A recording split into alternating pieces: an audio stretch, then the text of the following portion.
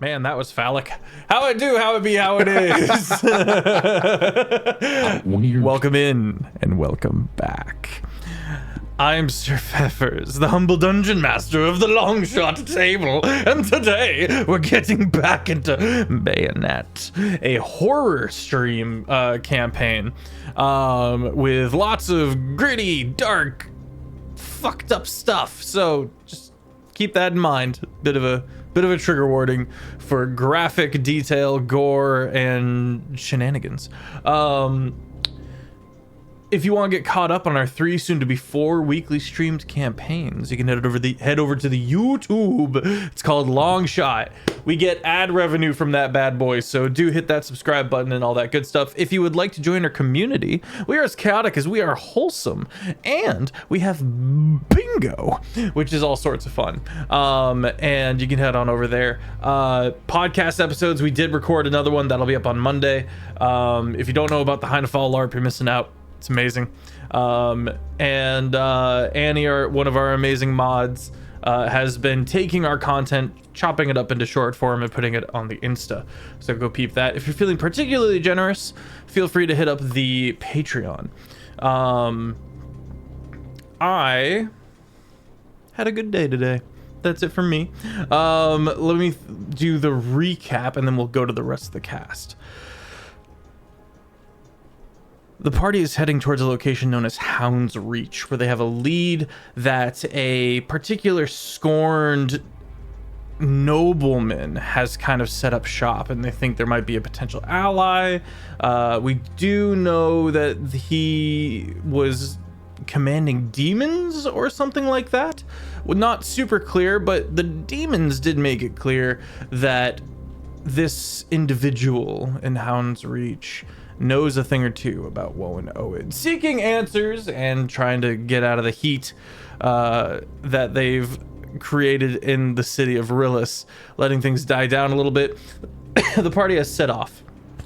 We're currently in the far reaches of the outer city of Rillis. Lots of megalithic structures and mega city ruins, abandoned and full of nasty creatures. The party has been harried. Something keeps kind of just showing up. They're not sure what it is. Sometimes there's a magical silence. At one point there was just little ballerina slippers giggling and dancing around. The party has not been getting any sleep. That's the fun bit. Let's go to said cast as we pick up with this episode. ValveMax, or Andy Skadoosh Taylor. Hi. Hey, what's up, everybody? I'm Andy, and even though in character, Pierce is a little unnerved, Andy's just real happy because main event Jey Uso took home the gold at WrestleMania. Yeet. But enough about that. We're not here for that. We're here for shitting pants. We're here for the pants shitting. I am returning Double to play it to the Pierce next person. Ashwalker.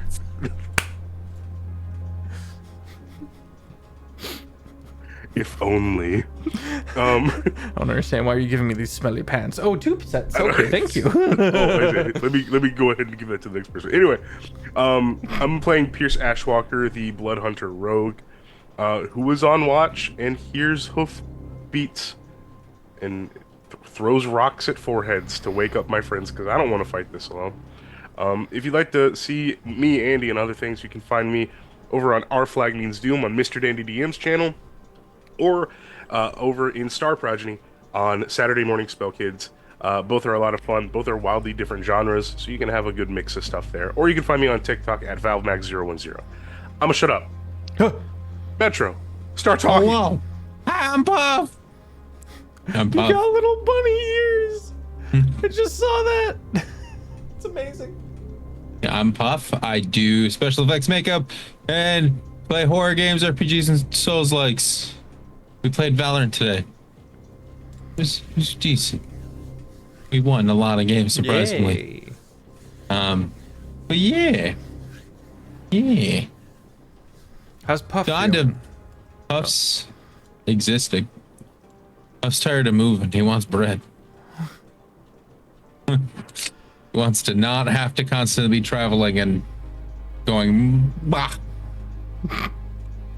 to see if he can hear himself. On to Drax. Hi, I'm Jack or Drakoniques. You can find me on all socials at Drakoniques. It's Drakoniques. I do teach RPG stuff. I perform in actual plays, produce actual plays. I write teach RPGs. Speaking of producing actual plays, if you've been following me on socials, Blue Sky more specifically, you'll know that I'm producing and soon going to be releasing a actual play podcast called Sacred Machinations, which is my mech meets divinity actual play. We've got a very cool cast, which I am one of, which I'm excited and like to be a part with this table. The table is fucking incredible. The art is incredible as well. If you want to check that out, follow me on socials. Blue Sky, that's Drakoniques, it's Drakoniques. Just add a .itch.io on Blue Sky. We're going to be releasing the first episode of that very soon. Just keep an eye out. We're going to be announcing that soon. But today I'm playing Azalea, the Shadowkai Paladin Warlock. I think I just want to sleep. I think Azalea is kind of just want to nap a little bit. But it seems like they're going to have to fight before then. So, begrudgingly, they're ready for that. Well, That's a big statement too, because they don't even have to sleep. I don't want to. All of you do, and it seems fun when you all do it. So I just want to give it a try. I just wanted to know what it was like. Doesn't understand, does it with his eyes open. Am I doing this right, guys? Man, this sucks. Am I sleeping? Am I nailing it? I think I'm nailing it. Pierce is just sitting there trying to sleep. He rolls over, and you just faintly hear, I think I'm doing it wrong. Tell me no, you don't see visions of your ancestors in your dreams? Boring. No. Okay. All right, Black Panther. No, you can't have any vibranium. So, Dad. no, we have vibranium at home. Freaking bullshit.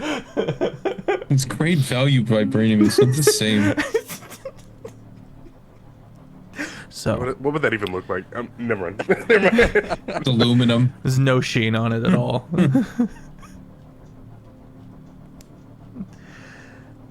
In the silence, as you guys are tucked into this little hideaway in the massive structures around you, hoofbeats slowly clopping, no rush, out of view.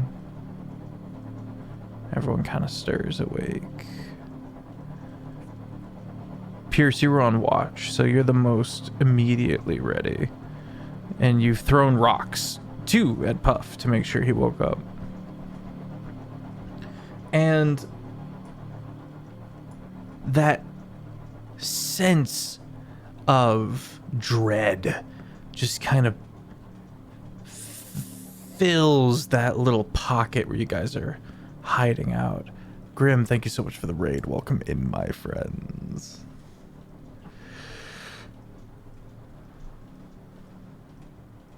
What do you do in the little bit of time you have? Am I able to make out a direction where I hear these like From the hoof direction you steps? came from. Okay, and was that like just a path? Like a Yeah, very so if you're sitting straightforward there path? looking at the Yeah. opening, it would be to your left. Okay. The hall that you can see is about 25 to 30 feet wide. Okay. I think then I would just try to, like, now that I can see that they're awake, I would like try and tuck myself a little further back into the alcove just so I'm not like perfectly visible. Okay. And first things first, I would activate celerity. Limbs get a little bit longer, Roll stealth. get a little bit taller. And anyone else that would like to remain hidden. Would that... interesting, because it's silent. a good point. Do we have advantage? Oh yeah, yeah. I'll give you advantage. Okay. That's good. That's good. Good shout. Good Thank shout. you, Papa GM. 26. It's okay, my boy. I love you dearly, but you're also fucking grounded. 26. What did I do? I don't know. 20. Oh. Okay. 28. Okay. So you guys just you guys just fold together in the back of this 15-foot by 15-foot space that only goes up about 5 feet. Like a couple of Tetris blocks. Tetris. Yeah, you guys just kind of pack yourselves in. Even Gilbert, like, you have to reach out, Puff, and like grab him because he's just like in the middle of that little area, just starting to go through people's stuff, and you have to yoink them. Again, you guys are in silence, but Azalea has made the mental connections that you guys are able to talk with your minds if need be. That said, the clop of hooves get louder and louder and louder until you can see a horse's leg and hoof step into view. There's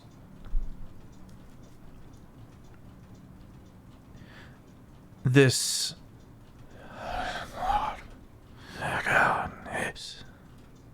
as the horse pulls up a little bit, being pulled back on unseen reins.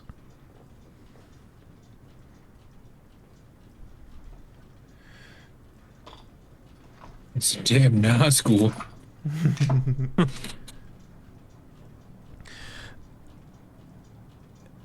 In a somewhat differing, against your expectations, you watch as something is dropped onto the ground.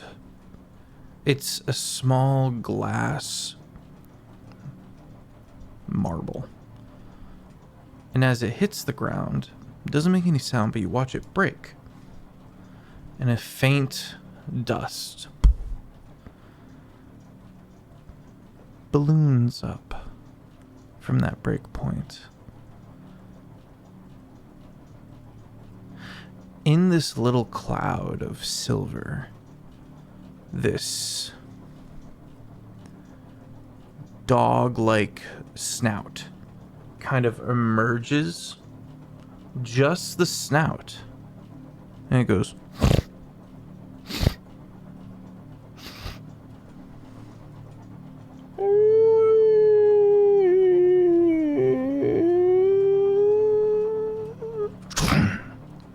two plated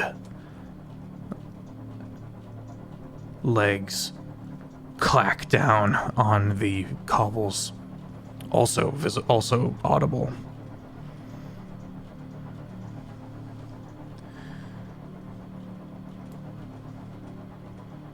Shadows writhe beneath this figure.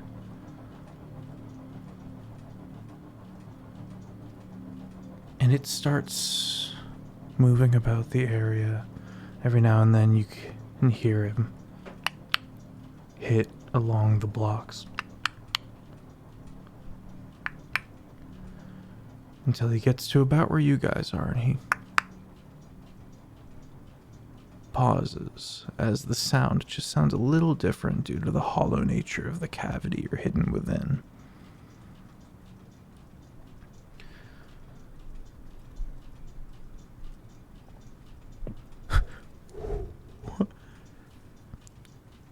Rapiers out.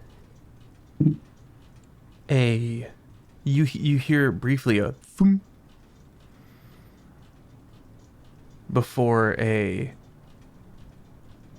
bottle is tossed into the little cavity that you guys are hiding in. All of your eyes go to it for a second, and you watch as the various chemicals inside begin to react to each other and roil. And soon this oily black smoke begins to pour from the bottle, filling the cavity.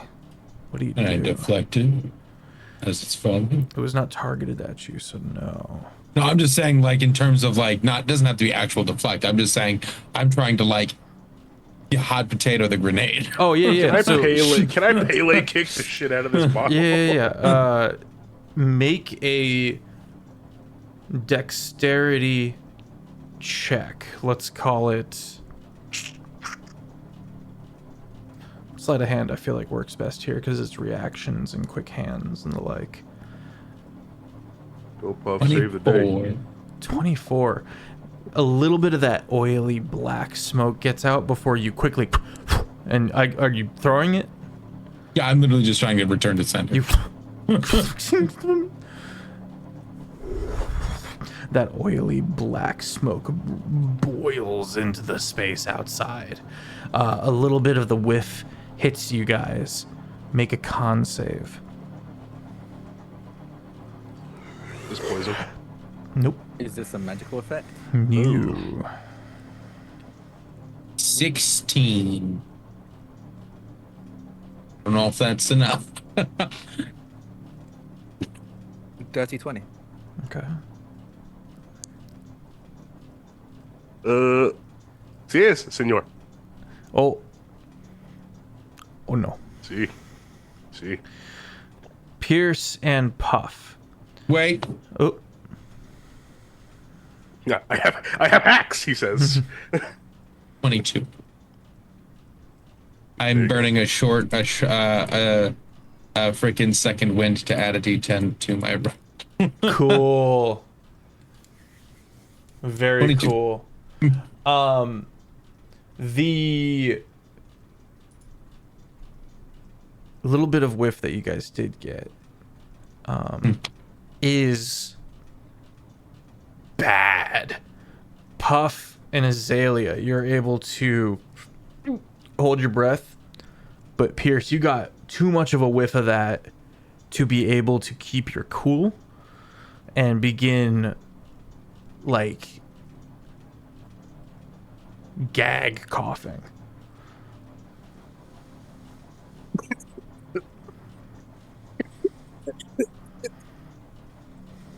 I'm not gonna actually do the gag because some No, people you're are good. sensitive to that. No, Yeah. totally. You can't see what's going on outside because of the roiling smoke that is accumulating.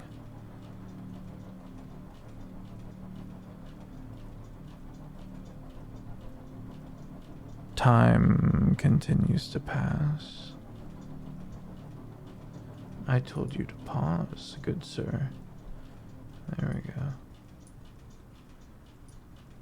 Good gracious. Nothing else gets in our grill though. Not immediately. I think telepathically, Puff would be like, "Are we staying in here? This seems like a mistake. We're kind of just stuck." I think it's better to see what they do first. Going out there doesn't make us any safer than staying in here. Depending on how they treat us, though, we're fish in a barrel in here.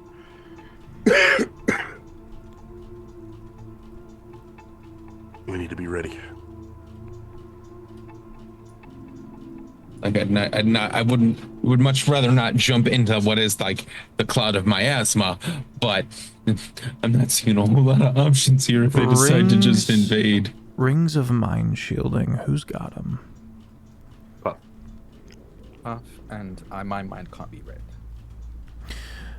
It's a class ability I have. Pierce and Azalea. In your minds, you hear, I am only here for the Heron God. God Deliver damn it. him to me, and I'll be on my way. It'd just be Pierce that hits this because my mind can't reach you telepathy either. Okay. Without my permission. He has so much to answer for. Do not deny me this. In the name of the Roki. Rauki. The Wookiee? You're fine.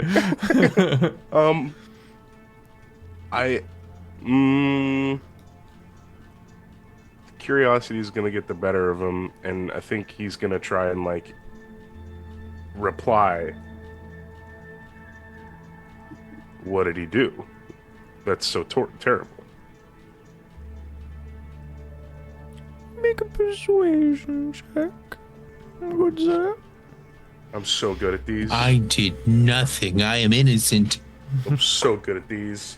I'm so good at That's a natural 20 for some reason. Let's go. Plus 4, 20, 24.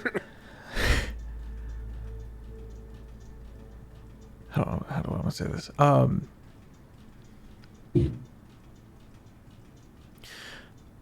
For his crimes against the rogue he caught in his hands in the appetite plague, he must be made to answer for his crimes. No member or affiliation with the Wild Hunt will be suitored.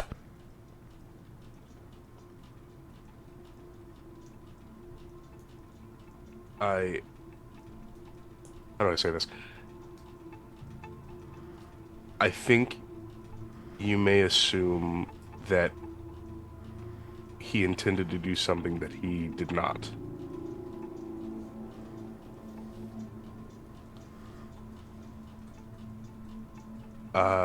One second, please.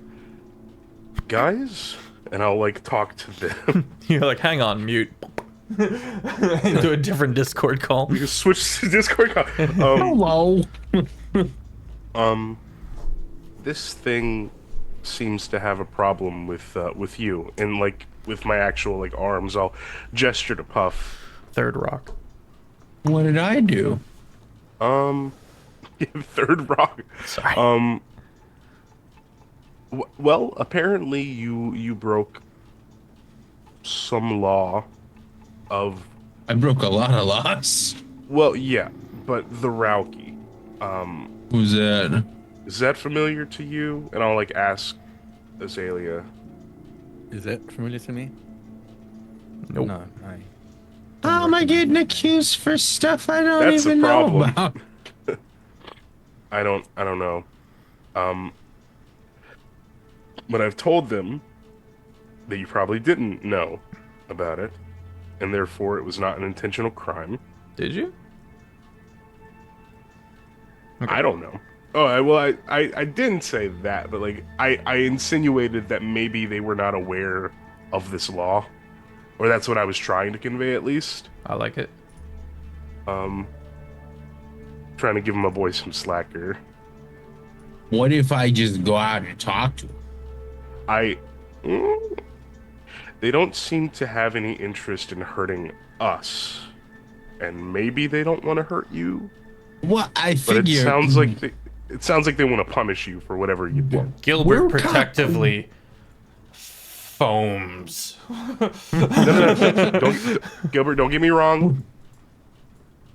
I don't have any intention of letting them hurt. Calm down. Shh.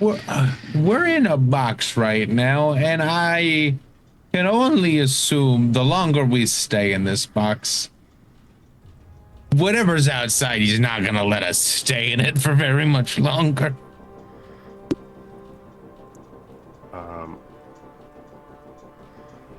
Well, Because I can't instant door. The cylinders or the giant cubes are way too big for me to like open a door to the other side and sneak out. Right. I think if, and you can back me up on this if you want to, I think if we try to talk this out, there's a good chance that we at least buy ourselves some time to get away. If not, there's a chance we could actually get you out of this. Whatever these things are, I've never dealt with anything like them. Celia, you don't seem to have any idea. knowledge about this? No. If it seems like they want to talk, that might be best for us. We can take advantage of that, like you said. use it as an Shackles. opportunity to meet. Shackles are slid into the hole.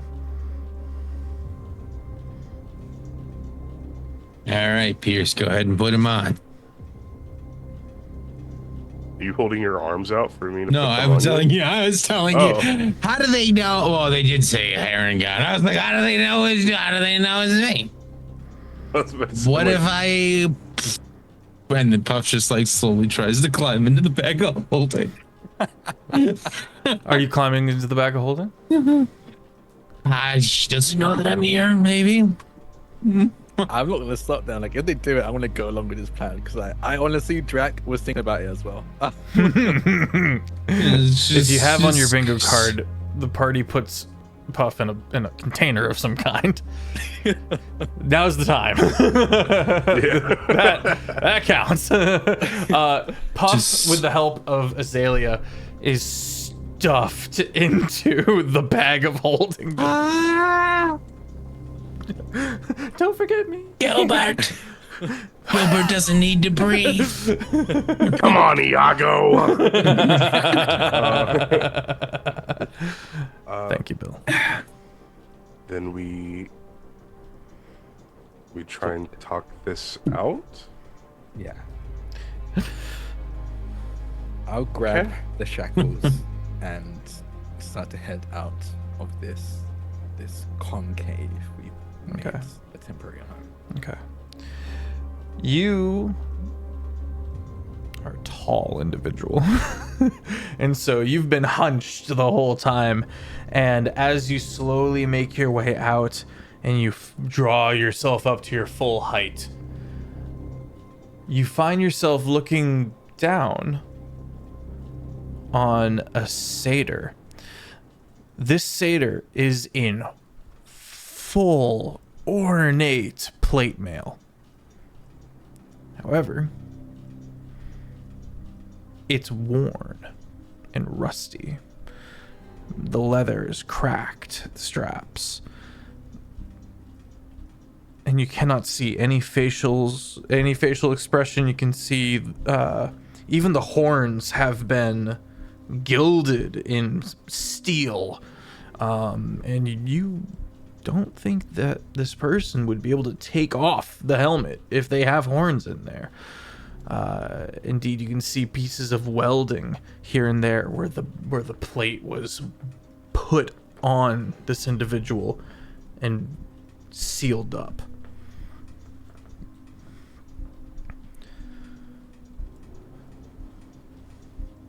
I'll look at them and almost performatively open my mouth to speak and then close it, as that won't help here.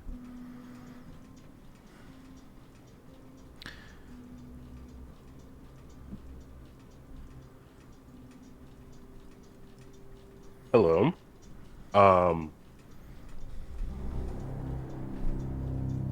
We'd like to discuss this with you. The eye line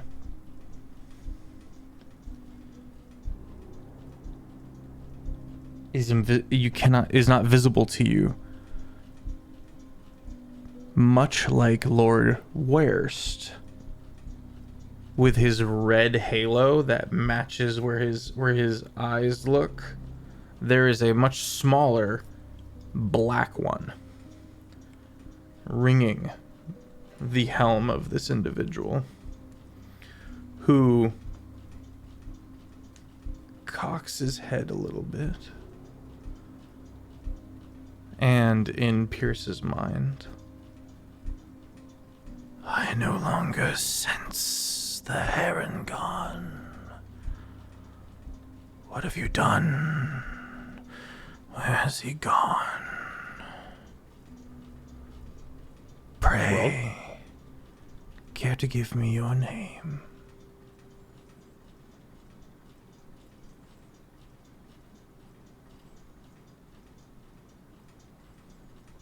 Ashwalker. And that's all Pierce will say.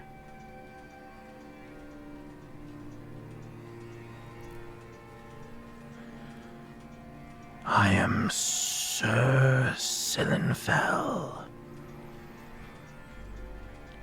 a knight of the Rauki court, and I hunt those who have wronged us. The black halo flits and moves about quickly, again with an unintelligible word on the back of the ring.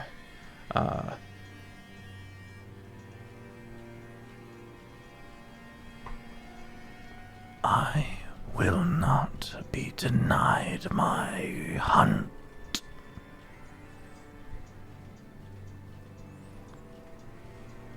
Well, we, like I said, just want to discuss this with you. It's very clear that you're upset about something. We are not familiar with your customs, so could you explain the nature of this crime and what the normal penance would be? Woe and whimsy curdled like butter. I will take this Harangon and bring them to justice in the way of my folk, the merry folk, the lords and ladies of mischief.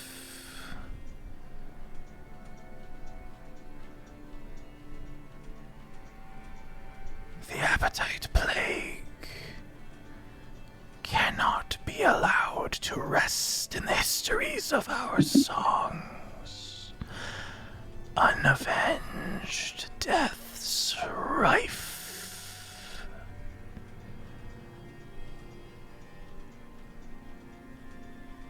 And then it seems to be distracted somewhat as it's talking, as his voice kind of tapers off, his grammar kind of falling apart as his head slowly drifts in the direction that you guys were going in, not in the direction you came from specifically. So many of my kind pulled here, suffering, but I followed the rabbit. I willingly bathe myself in the darkness of this land.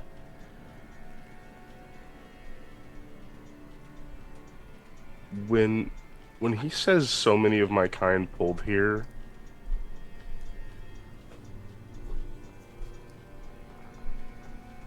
would there be a chance he's referring to like him coming from another pain?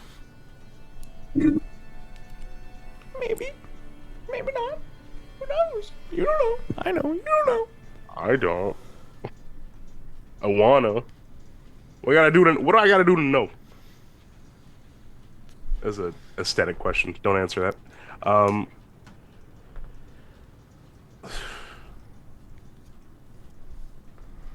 Pierce is kind of panicking because he doesn't normally talk his way out of situations. He leaves that to other people. And so he's kind of like flitting back and forth, like looking at Azalea for any kind of like lifeline or help. Like, The moment you start looking to Azalea, Azalea has been watching the expressions of both you and this, well, as much as they can, at the very least, mannerisms of this armored individual. Whenever they catch that Pierce seems to be looking to them to aid, they'll look to this armored individual, and they will reach out to them telepathically, opening the gates to allow them to communicate.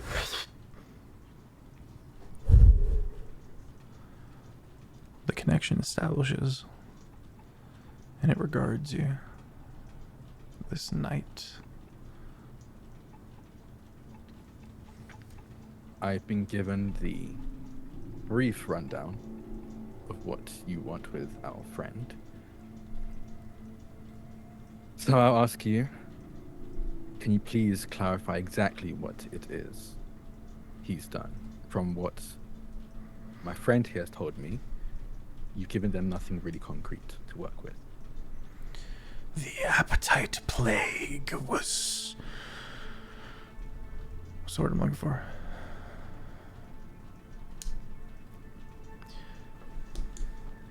Composed. Yeah. The death of one of our sacred titans, the law keepers, the old ones. A rot and a cavity upon the land did spread. So many fell, so many transmuted, entombed in appetite. This doesn't make. Does this mean anything to me? Not Not a fucking thing. Okay. You just hear Zilly just hears Puff telepathically. Sometime today. He's not in the same plane. You're in Oh, a pocket shit, I dimension. can't. You're in a little Pocket pocket. Can I claw at You're at anything? their mercy. You got Gilbert. I know you have 10 minutes of oxygen, Jess, so the moment that comes even close. At to- least. Yeah.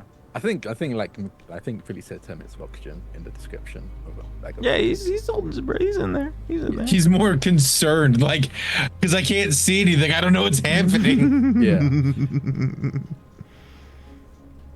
I'm very sorry, but we have no clue what you're talking about, what this appetite is, and how exactly our friend had anything to do with it. Roll persuasion. Puff's Can just I sitting there. assist him? Yes. Puff's just Okay. sitting You now have advantage for help. in a bag of holding, like it's a sensory deprivation tank. Just. A 19. Okay.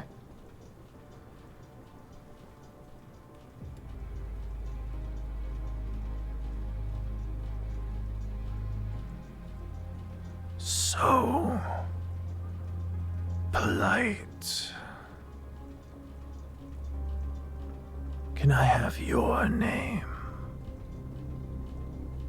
Of course. My name is Talia Epithet.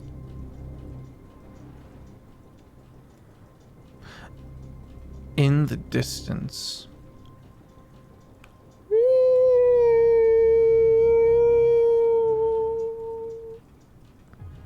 A hound brays.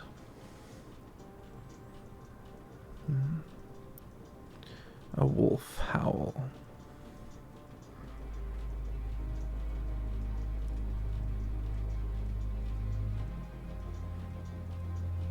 This causes the satyr pause.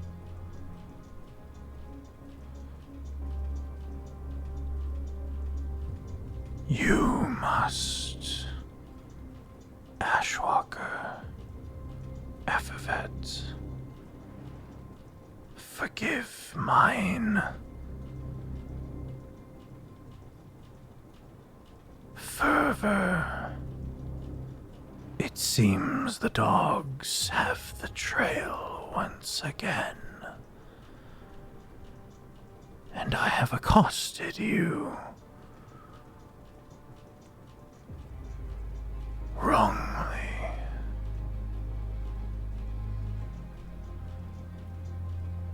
Not a problem. A hand, and you see the motion is weary and it's slow, but it is unshakingly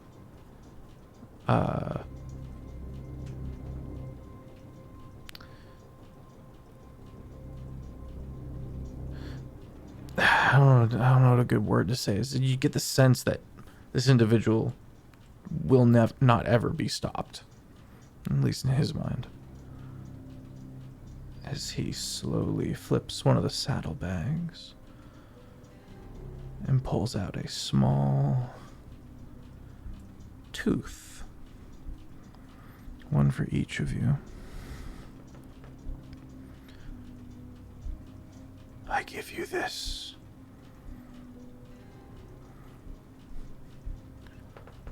In the name of the bone folk, I return your names. Does that mean anything to me? Bone folk? Nothing this dude says makes any sense. I will let you know when something pops in that you're like, Hey. hey, Feff. Folks at home, get your bingo cards ready. Would that trigger any information that I may know about fae, fiends, or undead? Do you have an ability that specifically in this scenario would apply here? History, Make a like history my check. studies. Okay. Make a history check. And I would say at disadvantage. But But this applies to one of those three things. You rat bastard. 28. The bone folk. You've heard stories of the Wild Hunt. They're kind of the most famous fae. Aside from maybe the Tooth Fairy. You know what I mean?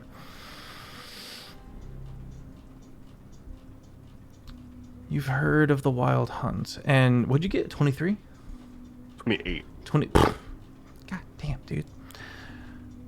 Smart. The Wild Hunt were cast out of the Fey realm.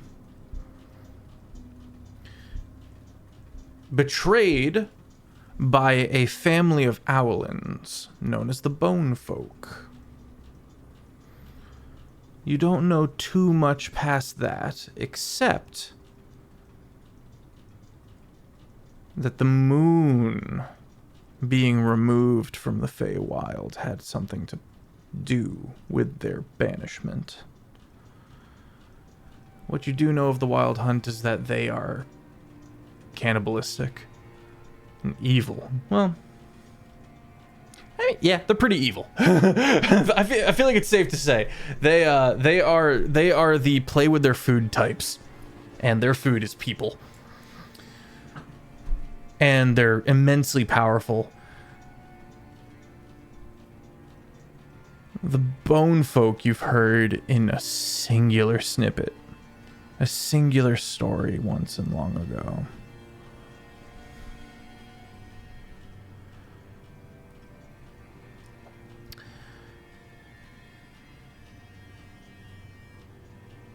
That's all you got. They betrayed the Wild Hunt and were pivotal in them being banished from the Feywild. I think when this being Sir Sinenfell. Sillenfell. That was close though. Sillenfell. Thank you. I misspelled it when I put it in my notes. When this being Sir Sillenfell hands us our these teeth and says, "I give you your names back," I think that's when it clicks that this isn't a native from this pain. And Pierce will just be like, "I'm gonna shut up. Glad I only gave him my last name." And I'll just bid him good evening to you. Azalea bows, but honestly, I think curtsies very politely and says, Based. "I appreciate the gift, but you did not impose on me, so I cannot take this. But I do appreciate it." Handing it back to him. I don't even take it from him. He offers and I don't. Pierce, did you take I will it? take mine. You'll I'll take yours? take mine. Okay. Yes. In all things we have our comeuppance. And he swings onto his horse. formation of thus. Hit.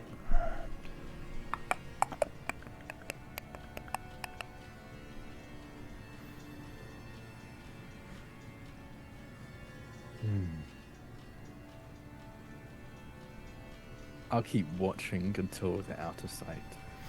I don't know if you saw this earlier or if it was someone else on watch, but these beautiful little golden ballerina slippers Puff. start Puffs was on set. Watch. Puff is the one okay. who saw those. skip up to the knight, and the knight shoos it. And they go from this dancing on point cater to like a disappointed walk away.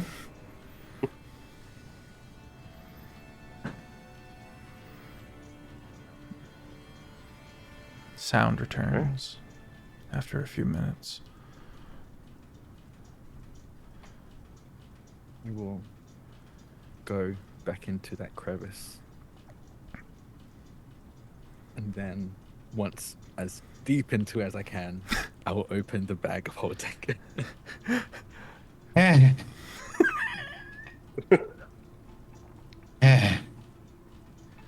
What happened?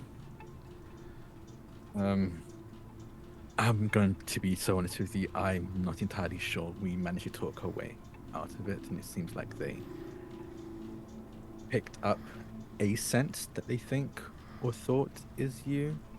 I'm not sure, but it led them in the opposite direction. Why do they want me? I wish I understood a word they said. Uh, You committed a crime against what I now understand as the Bone Folk.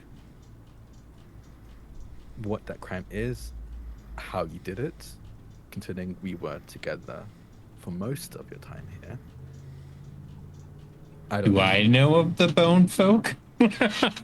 Well, make a history check at disadvantage. Because you would have stories in Whistling of the Feywild, so it's possible.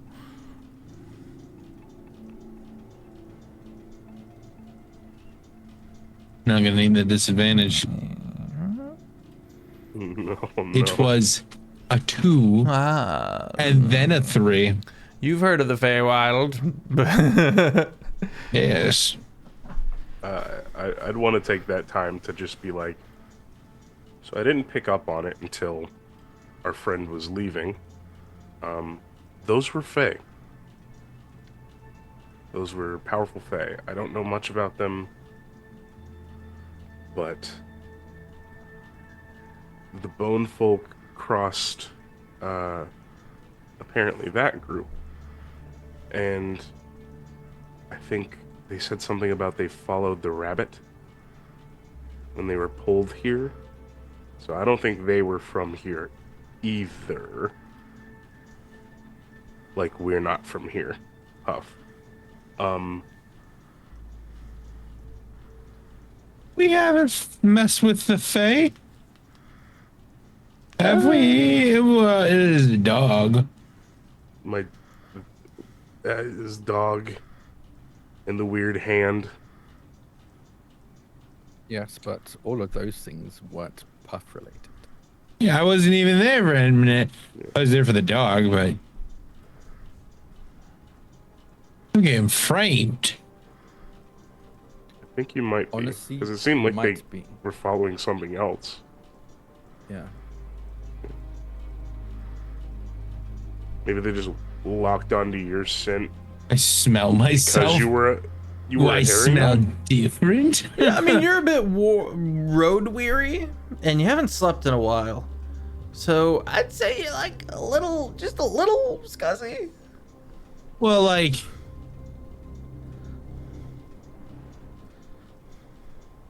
hey, Shorn.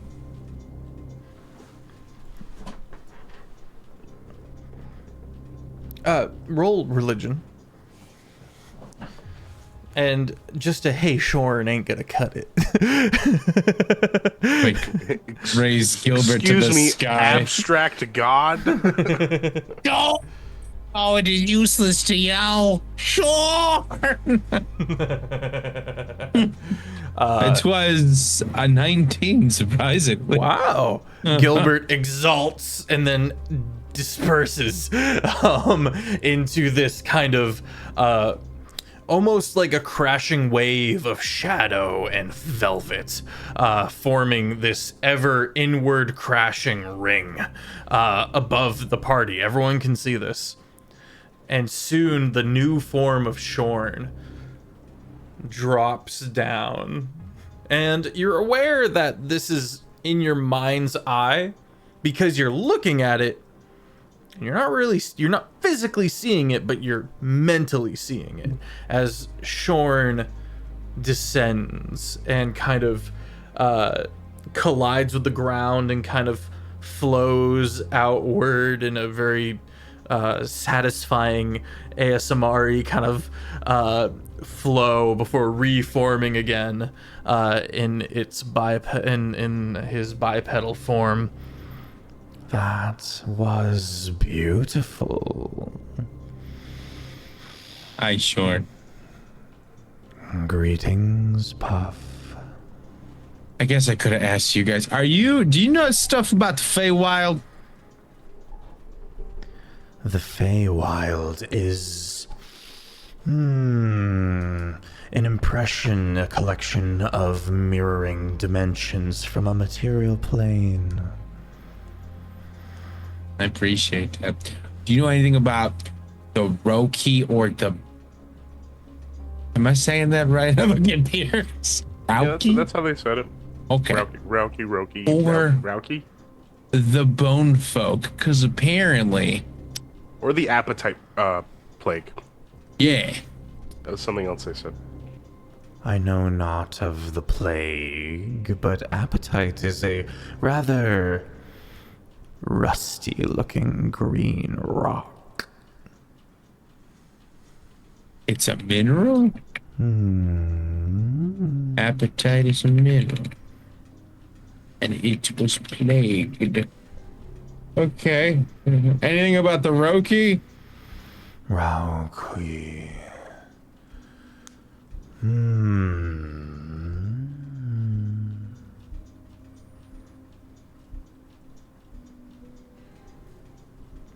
You watch as the head of this individual, aside from that faint red glow from within the swirling smoke, aside from that, you watch the head kind of concave inward and royal like this, as if it's sifting through half-remembered memories and making a almost like in a weird way letting its guard down, if that makes sense. Like it does like a stare off into space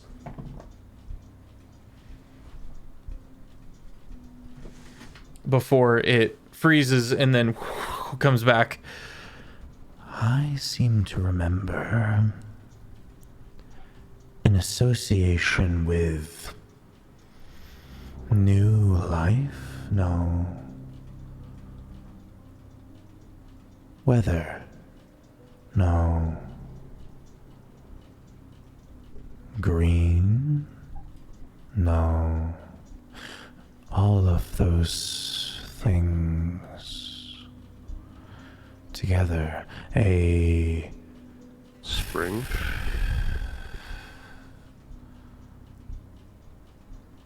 Thank you, These. Pierce. I think that is the word. What does it mean? It's a season. What is a season? Like winter, fall, Azalea, summer. you also don't know about seasons.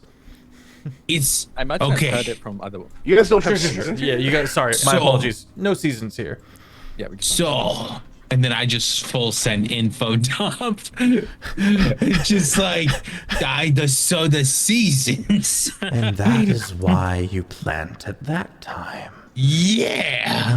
Man, this place not having pumpkin spice makes so much sense. Pumpkin pumpkin. I will let you Don't worry try about it. pumpkins, but you can't eat. We need to get you a corporeal form to inhabit so you can try food. I don't know about that. I've been thinking about corporeal forms. I don't think I'd like it. I don't like the idea of constantly having to sleep or be hungry or feeling no. pain or being bound to one place. Like a little guy. Like if you could use Gilbert to like occasionally just like taste things in our realm. You don't have to like harbor him 24/7, but if you could like give Gilbert a sense of taste that would link to your I don't know how to just that whatever's keeping you sentient.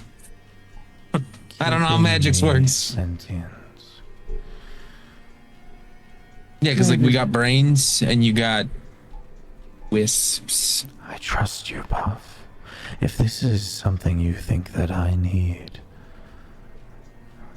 then hold it in your heart, Puff. I will. You have a good day for your help. It disperses except for the core right around the chest where Gilbert resides, and then remains as he kind of, in this case, kind of jellyfishes over to you. Yeah, just give the 5th level being a 3rd level tongue so we can experience 3rd level tastes. Okay, we got a little bit more information. I don't know. I don't remember doing anything with any minerals. Yeah, I think they were mistaken. What were you saying? I think so.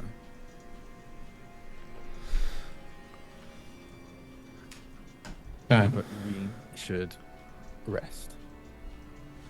Every time we sleep, we get silenced and then attacked.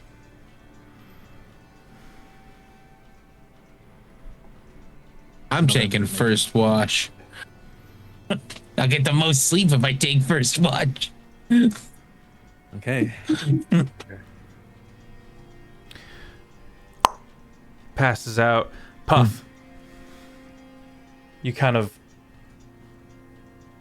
absorb your legs down into your body, so it's just you kind of like hunkering down with your little feet and toesies sticking out. Yeah, just Roll a perception check. I'm very perceptive. That is a 24. The fucking golden slippers with the little ballet slippers. Skip past. I don't say anything, but I wave. You wave Yeah. from within your enclosure, kind of hidden away. Yeah. Well, no, like if I see You can see him coming. I think Puff is just like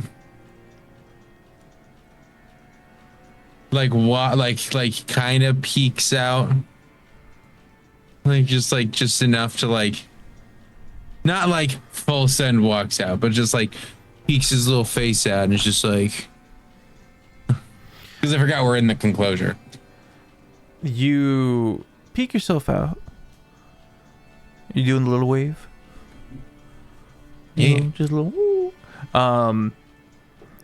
The skipping kind of diverts over to you and then prances up to you and then gets about 5 feet away from you and then boop, goes up on point, ballerina style. I clap. You clap? Like softly. Yeah, just like little It baby claps. it does a little bounce back and forth as if happy to have a little friend. Clap, clap, clap, clap, clap. A little closer. I'm going to like look. I'm just looking back at Pierce and Azalea. Doesn't say any out loud, but he's like in his head. He's like, "It'll be fine," and he like crawls out of the bushes and sits like right outside the bushes where if he needed to, he'd like grab his little feet and roll back through it. Okay. And I just sit and I just look at him and just smiling. It does a little skippy around you 3 times, and then stops in front of you before putting 1 foot out. Kind of, if these are the feet on the floor, it kind of does like a... Okay. Sorry, more of a... Stand up, and then I was gonna try and mimic what it's doing. Pop. Pop. Other Like foot. we're dancing. Yeah. Pop, pop, pop, pop, pop, pop. And you start learning this little dance. And you're starting to get pretty good at it. Yeah. Make an acrobatics check as it starts going faster. 25. 25. I'm a speedster.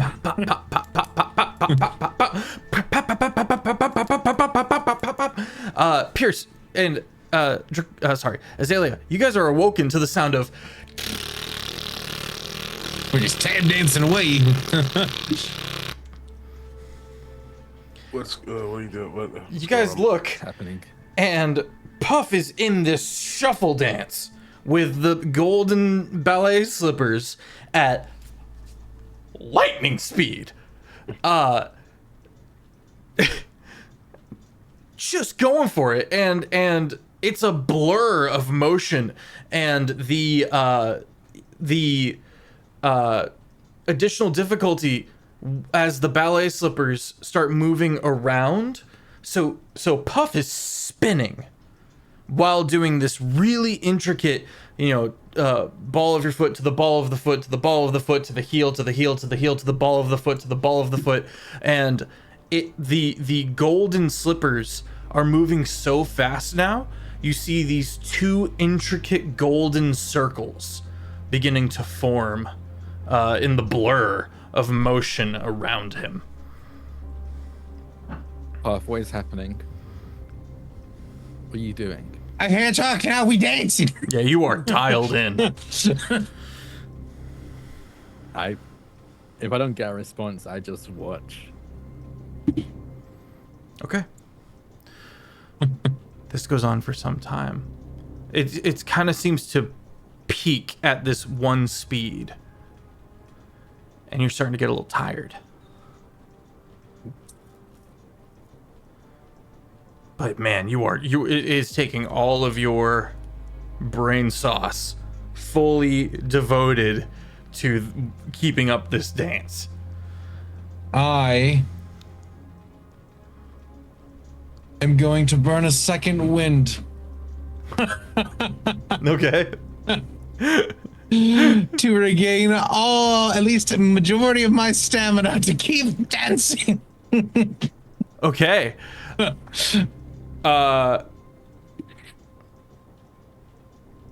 Roll a D100. To be fair, I don't really use second wind often. No, Outside of valid. me. Oh, I think there's no shot. There's no shot. I got a fucking 100, dude. Is that good or bad in this case? I can't It's tell. gonna take me a second. I expect this to go this way. Give me a I second. literally got two moons. So just so it's known, just for the visual, I think Pierce woke up, saw this, he was very tired. Then as it got progressively faster, Pierce got more impressed. And as there's not a visible horrible thing that's gonna happen, right now at least. We'll see in a second. That was insane. I have never rolled a D. I've never rolled 100 ever on a D. Also, it's super pretty. I shout out again to Feff for giving me these dice because I lost majority of my full sets. But look at the pretty. They got little moons. Homie didn't have dice. Homie said yes to the D&D No. campaign. And was don't like, have I dice. don't even... I have copious amounts of dice, Oh. but I also have a daughter who wants to play with said dice and doesn't put anything back. And I was It's like, just I gotta... amalgamation I gotta send of this man some dice. Bunch I of got to. random bits and bobs of different things. Okay. You stop feeling you stop feeling the feet touching your feet. You still dancing? Yeah. Okay.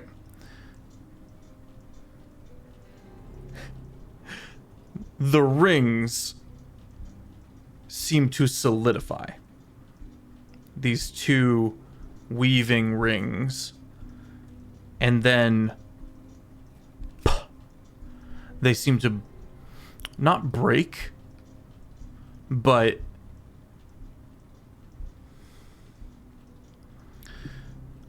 lock.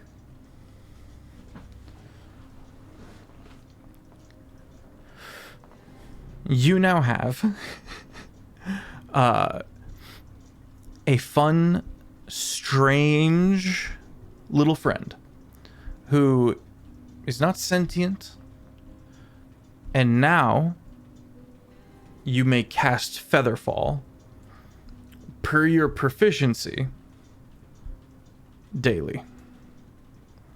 That's job.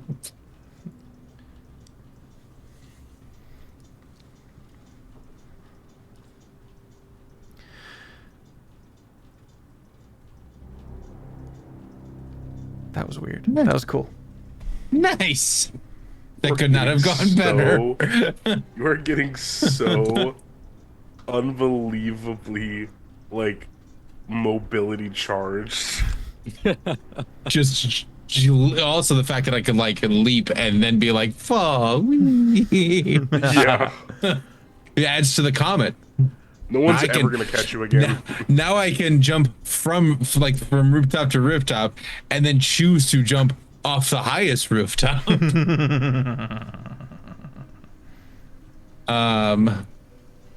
Okay, well, is it like, so the shoes just are with me at all times, just following Shoes are around? gone. Oh, When you cast Featherfall, those two golden rings will appear around you. One of them will be there are as many rings as there are your proficiency bonus. And one of them will break. well, that's 5. Okay. Then when you cast Featherfall, those 5 rings spin into existence. And one will break. And then they reset daily? Actually, no. They don't. You have 5 uses. Oh, it's 5 uses. Okay, so 5 Yeah, uses. I changed it. Okay.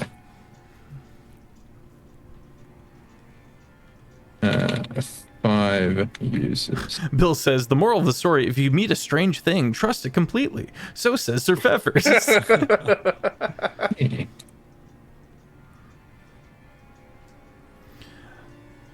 I can't. There we go. Okay. Do you want to know what how I thought that was going to go?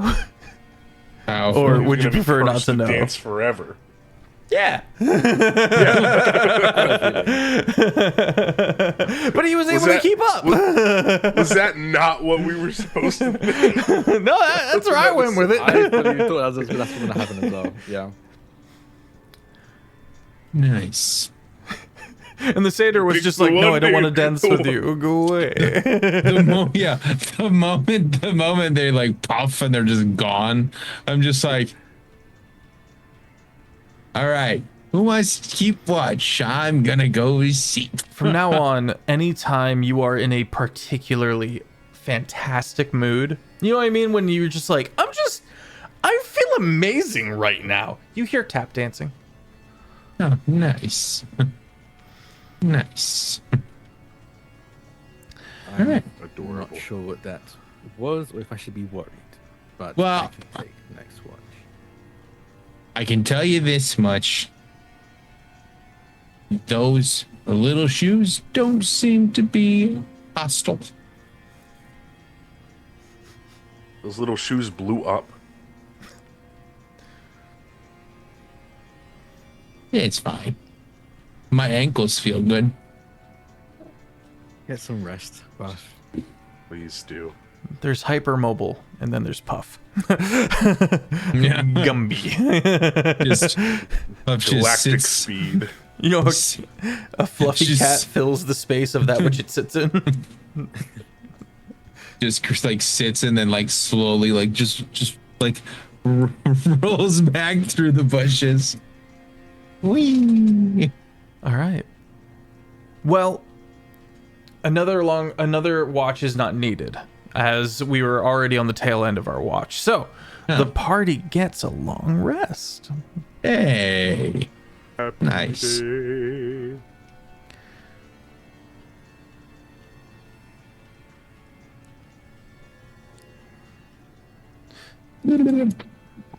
Pierce, Yes. tell me a strange dream that you have.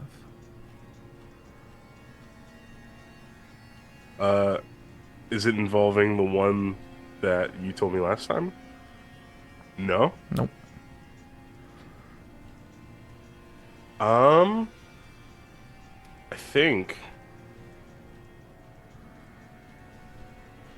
I think it would be Pierce as a boy back in the small fishing village where he grew up when this massive storm appeared and this whole pack of werewolves. This is something that actually happened to Pierce. This is how he came to be with the Blood Hunters. This whole pack of lichens just started wrecking shop all through his town. And a lot of it plays the same, only now, instead of the Blood Hunters appearing and saving the day, the rain stops because these mushrooms start growing all over the lichens. And they start to pulse and glow this eerie pinkish purple before one by one these lichens start exploding. Boom, boom, boom. These big violent combustions, and buildings are getting blown up, and the explosions are getting closer and closer and closer to him until he wakes up.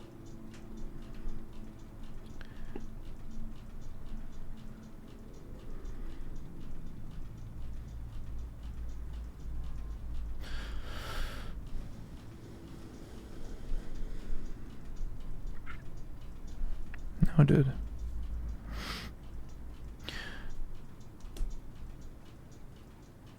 Everyone wakes up,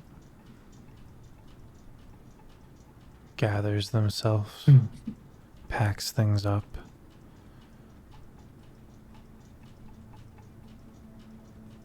and sets off. You know what I miss, Pierce? What's that, bud? That guy, the miner's canteen full of coffee. Yeah. This world needs coffee. Wait. No, I don't have that. I don't know coffee. We'll talk to Lady Kathleen about it. Maybe she can Yeah. use some plants or something. Yeah.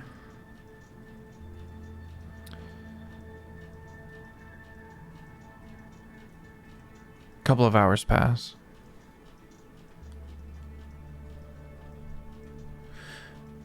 And you find yourselves at a massive opening. This rickety bridge over this big drop beneath you. And because we're getting so close to the outside, you can see mountainous stone covered in lichen below, maybe 800 feet. A howling wind resonates through this maw, this opening. And you realize it sounds a lot like the howl you heard from that the satyr called his hounds or his wolves. How long's the bridge? 100 yards. Long bridge. It sways in the wind. Kind of, actually it doesn't sway, it just kind of stays slightly tilted to one side. Oh, I love that. Neat.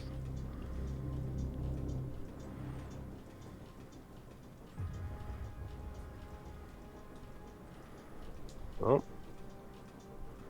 Seems like, does it seem like there's any other way across? Well, first of all, does it seem like this is the direction we need to go in first? This is the direction you need to go in. You're getting close to the exit. This is not regions that you're familiar with, Azalea. But you do know that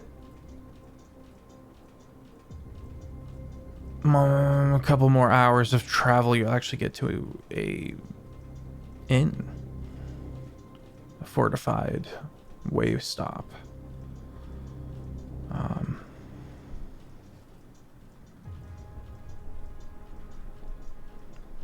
Does it seem like there's any other way across, or is it just this bridge? Looking to the sides, you see distantly and at different varying levels of height other bridges, a couple of which that have snapped and fallen.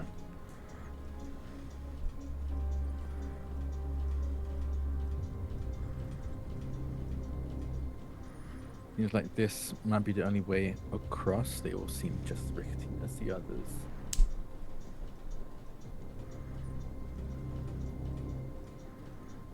okay. Which of us is the heaviest?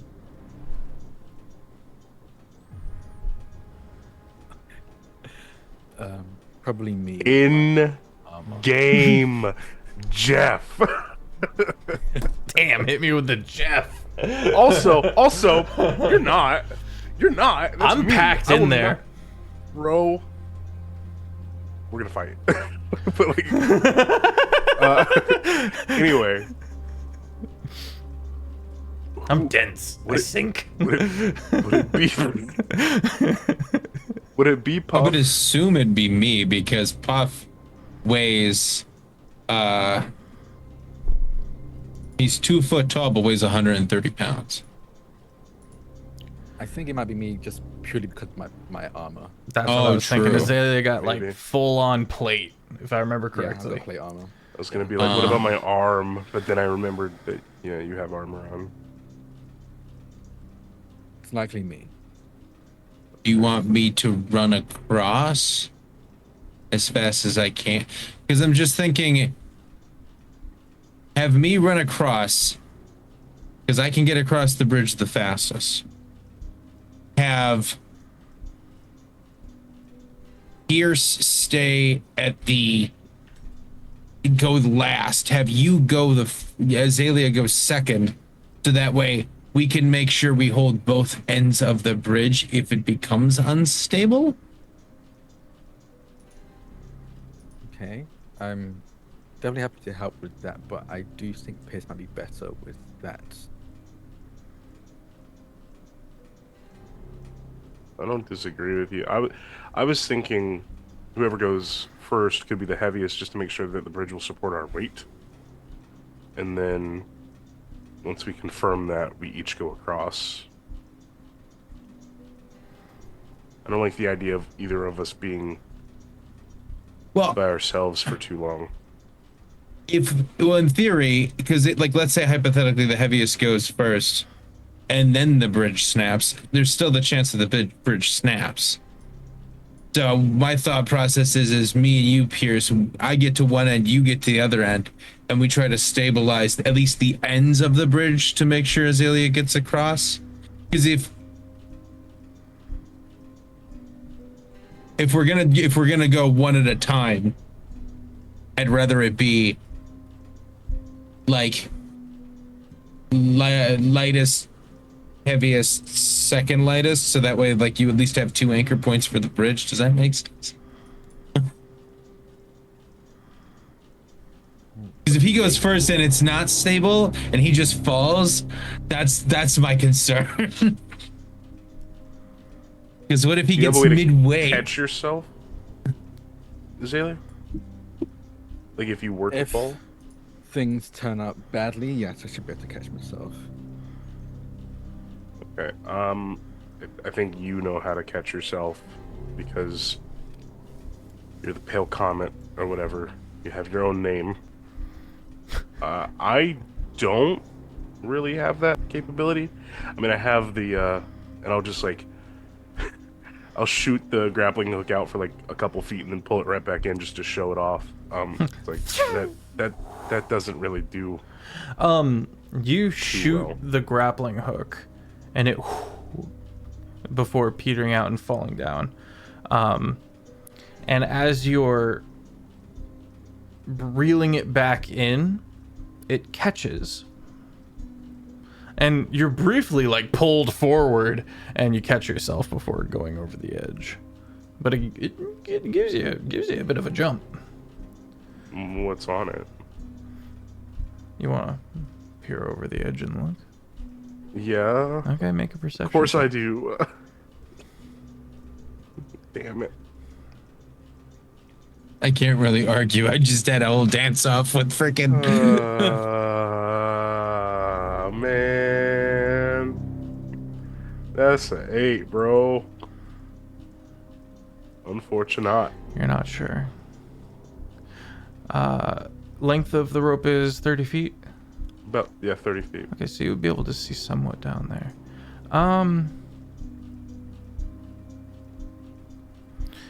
Stone shapes that weren't there before. Rather, the stone was there, but now it's shaped slightly differently. This is along the cliff that you're standing on. I'm gonna finish reeling in my arm. You can't. It's stuck. Are you good, Pierce? Okay. There's something down there. It's got my arm. You fishing? What'd you catch? I'm not. It's not. I'm very afraid right now. There's something down there, and it's got my arm. I believe. Go ahead.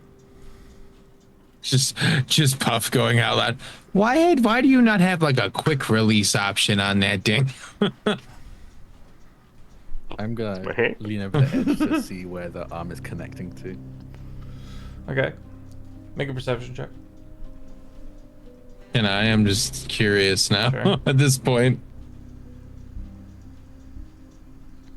Hey, Last baby. one was a 23. That's a 10. Ooh, I got a 24, is 17 plus 7. 24. It looks like to you, Puff, as if a stone hand was holding Pierce's hand.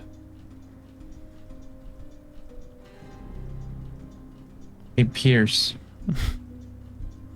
Hmm? How friendly are you with rock?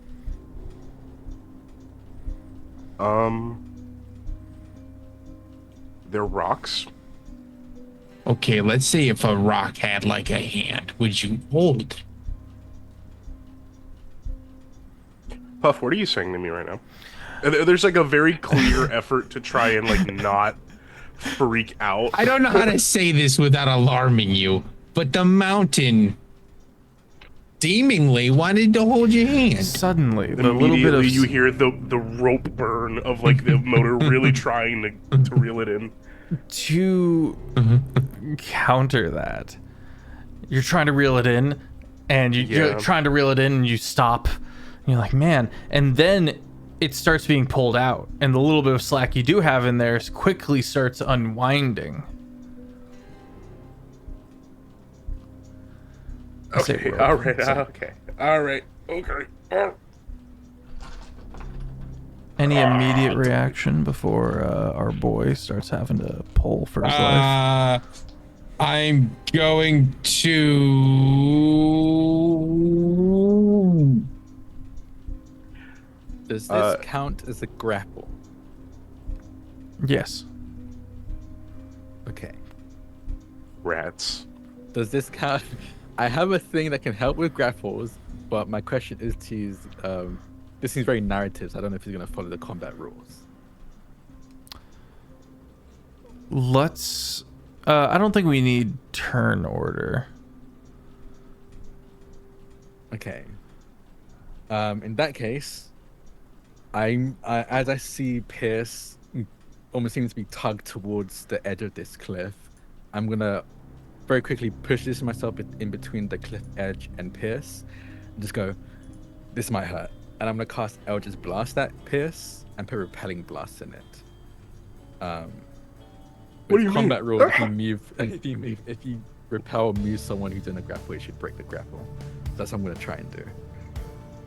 And can I pull him? Like, because I would be in theory, like trying to like either push him from his midsection or like by his like thighs. Just You Puff, you get around and you put your foot back and lock it in place and anchor yourself as you wrap your arms around Pierce's waist. Sweeping through the dirt. I'm a little confused. Run it back on me. What this does? Yeah, so in combat, if someone's grappled and you use an ability that like moves that person, so like repelling blast or like shockwave, I think is another thing that can move people, that breaks the grapple because you move them out of the grapple's reach. So I essentially want to do that to Pierce. I want to put repelling blast on my Eldritch Blast and move Pierce out of this grapple. Okay. Just as it starts getting taut, do you need to roll to hit it all? Sorry. Yeah, I mean, yeah, because I still need to hit armor class. So I can roll for that. 17. 38 had say, hey, what's up, hello? 23, that definitely hits. 4. Okay, not too bad. 7 points of force damage. And Then I need to backwards roll- 10 feet. Oh, you don't it just roll happens? I anything. don't need to roll? It's, Okay, yeah, it's cool. Eldritch Invocation, so you just get knocked back 10 feet. You are knocked back 10 feet, and it leads this kind of whip motion to follow down the coil where you feel, because you can feel it in your hand, that whip sensation, and it knocks your hand free.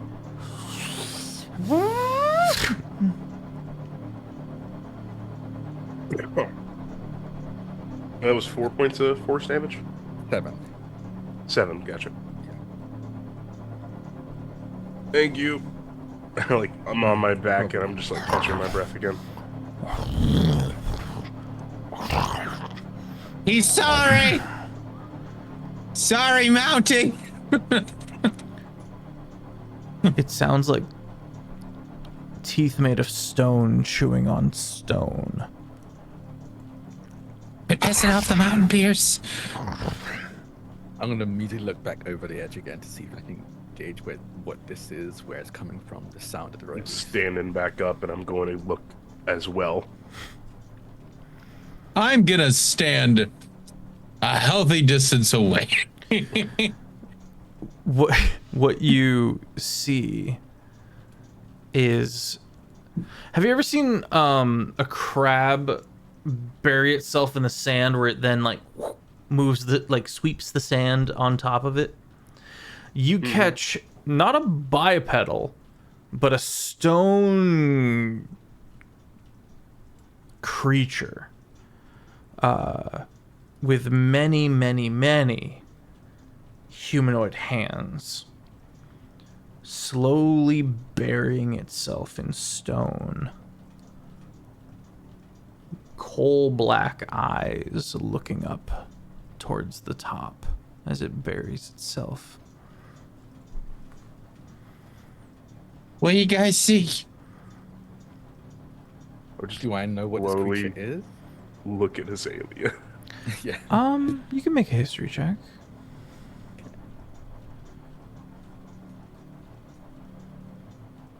Nah, a 5. Yeah, you got nothing, but it's not that it's sweeping bits of rock like piling on top of it. It's like treating the stone like water. like shape Earth. Yeah. Oh. I'm not Until sure it's gone. I'm not sure what it is, but there was some kind of rock creature. It melded into the stone. To the earth. Maybe we leave it alone. How far down the cliff was it? About 30 feet. Huh.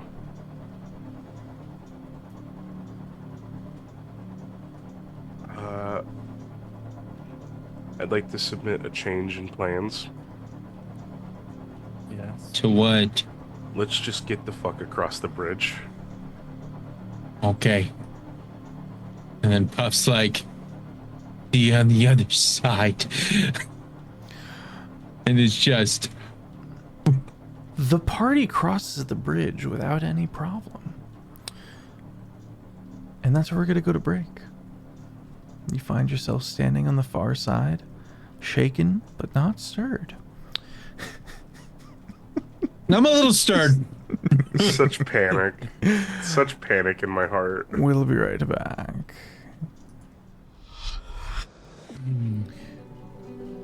Yeah! But it didn't come through. you just looked weird with your cheek hanging out. Intermittently sucking on thumbs. I need that for an emoji.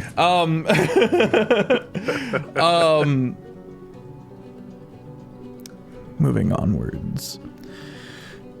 The party actually leaves the mega city of Rillis, and you find this opening, beautiful expanse at the top of the highest mountain of Waxwards.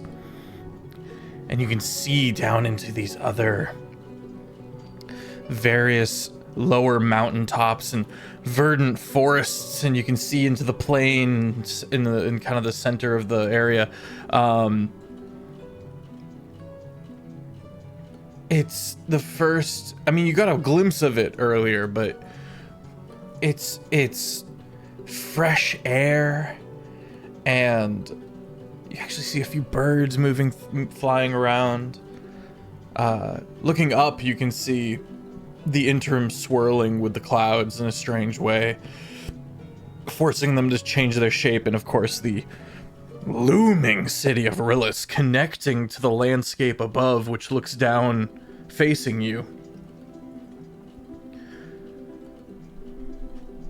And it feels, maybe I'm overstepping here, but it feels good to be out in the open air. Dirt and stone by your feet.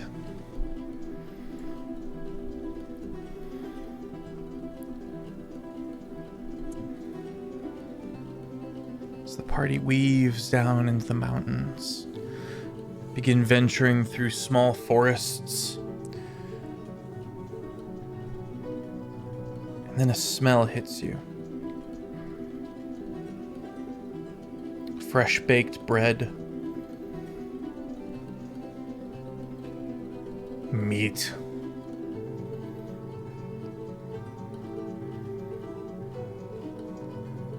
you hear a chatter of voices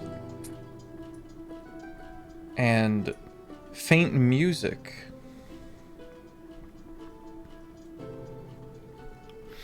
And as you kind of weave your way around the corner of this mountainside, you behold a building, 3 stories high, built into the side of the cliff face. A small, what are they called? What do you put your horses in? Stable. Stable. Can't believe I blanked on that. A small stable, kind of made of wood, leaned up against, full of horses. And a few people outside, either smoking or talking. There's kind of this large basin of water where one individual is like scrubbing themselves and like washing their face out of. Smoke kind of drifting out of one chimney. Lights within, bright and gold. People moving about, talking, having a good time, drinking. This must be the inn. a good place to rest and maybe restock. So I have a long way to go. This isn't the place. No. We've just left Relis. I hate it here. I'll take the opportunity to rest. Let's just get our bearings and leave this horror show. And I just gesture to everything behind us that just happened over the past couple nights behind. It wasn't that bad. I got to dance. I don't even think you were looking for those shoes. So just to clarify, we just spent the last 2 nights running from something that we couldn't see, running from something that was causing us to not be able to hear each other, something that was very clearly looking for a Herringon, which you are, something that can summon a steed, has hounds that can sniff out stuff, and then I almost got launched off a mountain by some horrible multi-handed rock monster. I think it was that bad, save for the fact that you got to play with a golden pair of slippers. That's just me throwing that out there. Well, let's maybe we just need to reevaluate, compare what we just experienced to when we fought the shear, Pierce. I'm not saying what happened before wasn't bad. I'm just It saying could have been bad. I agree there. This is also bad. While the two of you are discussing this, Azalea, I've left. I've been walking towards it. No, that's fair. you're walking towards the inn, and out of the corner of your eye, you recognize the horse of the satyr in the stables. I won't stop, but I will connect telepathically with Pierce and say the horse of the satyr is here. It's in the stables. As And you, So, like, it's not that bad, Pierce. Pierce will drag his eyes to the horse and then answer back to his other. Are we gonna be okay here? Do you think we could get at least a meal, if nothing else? I really don't know for sure. I'm gonna go get some bread. If they're looking for Puff, I can't say for sure what's going to happen if he walks in.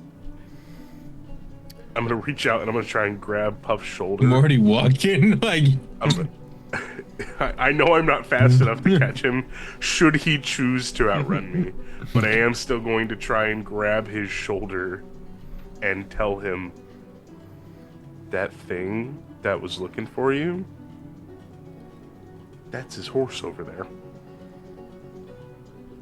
oh. He's like, he doesn't understand. Like, it's his horse. Do you want to get in the bag again? No, I want bread. I'm going to get bread. We're in public. If we can get...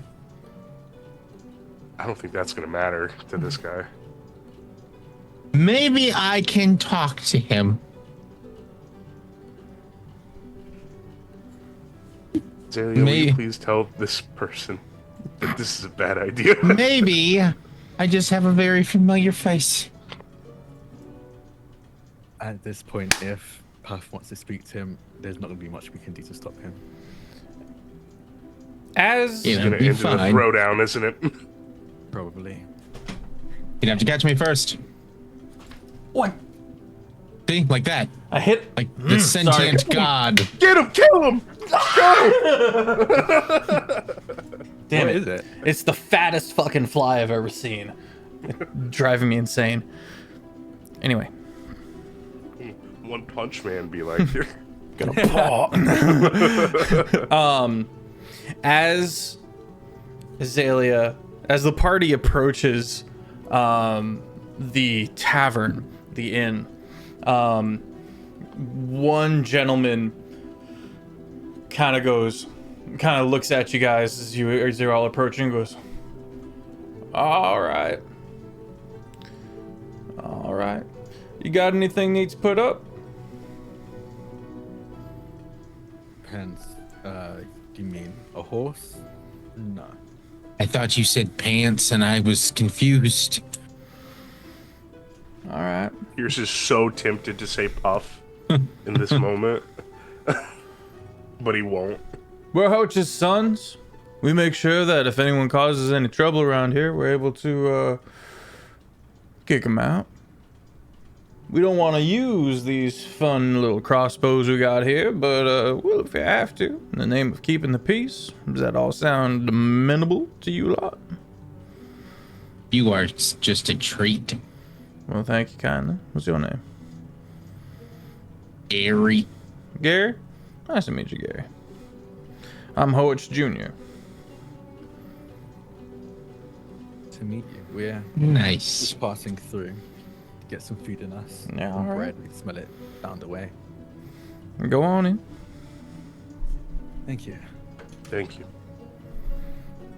As you guys are walking past, Puff just looks super like proud of himself and looks up at Azalea. Zayla looks down and goes, good job. Alias is.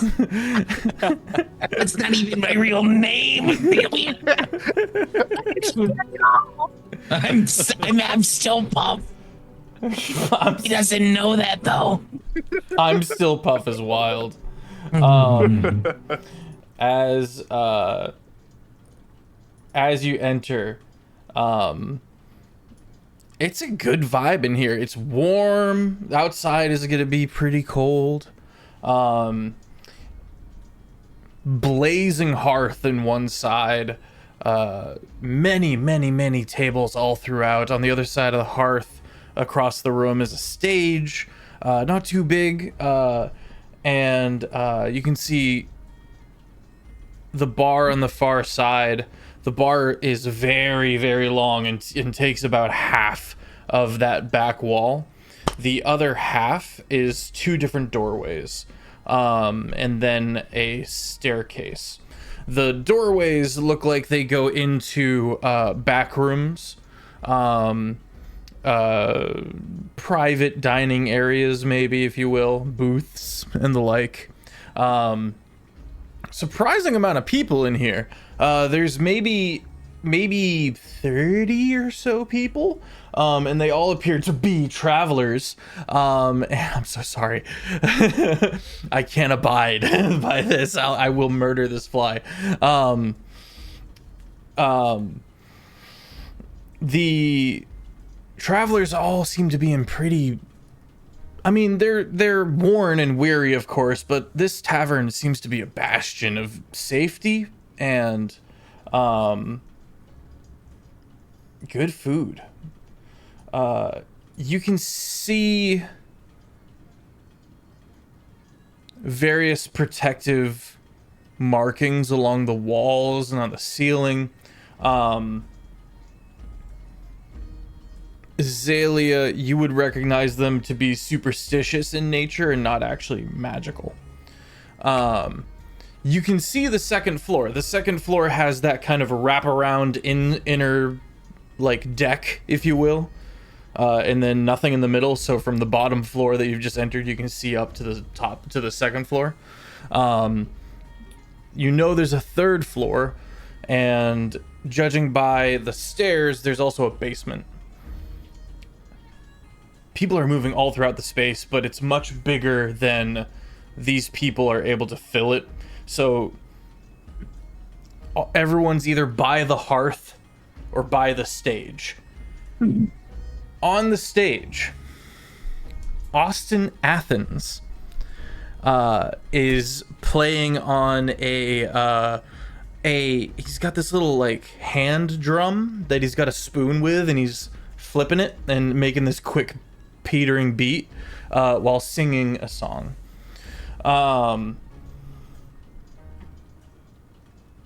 Perception checks. Instinctually, because Puff is proficient with the drum, Puff wants to get on stage and start drumming with him. Perception? 22. Yeah, well, I got 16. 16, 22. Natural 20 That's cool. plus 1. So 21. 21. Okay. Azalea's is still higher. So let's... A Goliath stands behind the bar, and it is to scale for him. So the stools are even higher. Like the bar stools are even higher up, as he kind of moves quickly along the lines and switches out everyone's drinks and then lifts like a whole ass cask by himself, puts it up, and unstoppers it to the cheer of the crowd and starts pouring out more drinks. You can see a furbolg in one corner. Shaggy. Hair grown over the face even. To the point where it's wearing two goggles, two small rounded goggles that kind of peer out from within the long hair that covers. He's almost like a Wookiee. Like if a Wookiee just grew all the hair out. And he's standing there. You can't really see a facial expression or anything like that. It's just the kind of the one off-putting kind of figure in the room, who's just kind of like silently got his back in one corner and watching the place. He's got a cudgel in one hand, likely additional security. And you can see from behind the bar another door that goes into a kitchen. And allow me to sing you the song. I'll be brief, it won't take long. Of that Austin Athens is singing in one corner as he plays this drum. I'm gonna go ahead and do a performance check because, okay, 18. He's a bard, so plus at least 4. Oh, hither, lily wash, keep me from time. I didn't start with a key at all. Oh, hither, lily wash, keep me from time. Let me walk her a pace to rhythm mine. Oh, hither, lily wash, keep me from dying. I'll keep a paddling, I swear that I'm trying. Oh, hither, lily wash, keep me from lying. But tell me what please ye, I will't when you're crying. Oh, hither, lily wash, keep me from spying the valiant's dark pocket with salt and with lime. And kind of sings this on a repeated note as he kind of tappers along. And on that last note, he kind of gestures, and with a dirty 20. Rolls this performance and does a little bow. His high ears, I'm gonna hit my hands on the fan, his high ears kind of waving back and forth as he does so. He looks well dressed, but a bit shoddy. Who got the highest perception check? Azalea. You note he's not wearing shoes. And every other time you've seen him, he's been wearing shoes. Puffs, puff. But this Harengon, medium-sized, more of a rabbit than a bunny. Kind of that kind of hair, you know what I mean? That hair kind of gaunt features, the kind of much brighter eyes, with kind of pink where the whites would be. And he kind of takes a bow and then continues on with another song. He continues performing. He's got a little drum case open at the bottom, and a row of drinks that have been bought for him. And he has worked this crowd. You can tell that he has moved into this space, earned his keep, working hard, and has gotten everyone in this kind of joyous momentum that he has been strict to cultivate. And he's taught his audience well, because they all hush when he starts up again and roar and applaud. And he gives lots of time between the songs so everyone can talk and get their drinks. And he's trained his audience well. He's good at what he does. Is him not wearing shoes, is that strange? He was wearing shoes all the other times you've seen him. have I come across any other Harangon in my time, and is wearing shoes amongst Harangon? No more amongst those You have ones out there? not personally met any other Harangons. Okay. So they're around, but they're rare. Okay. I don't think I take much mind. People have their preferences, so they take note of it, but we'll continue moving. And I think moving the opposite direction of her, very purposefully, try and put some distance between them, and I'm gonna look around for this satyr. Okay. I'm not with him. Don't worry about me. I'm going towards the stage. Okay, you start moving towards the stage. Azalea, you take a quick sweep. You're already very perceptive. Blah, blah, blah. And you do not see any knight or any satyr in the room. You immediately look up and you see a couple of closed doors on that second floor. So it's possible you might be in one of those, but you don't see him here.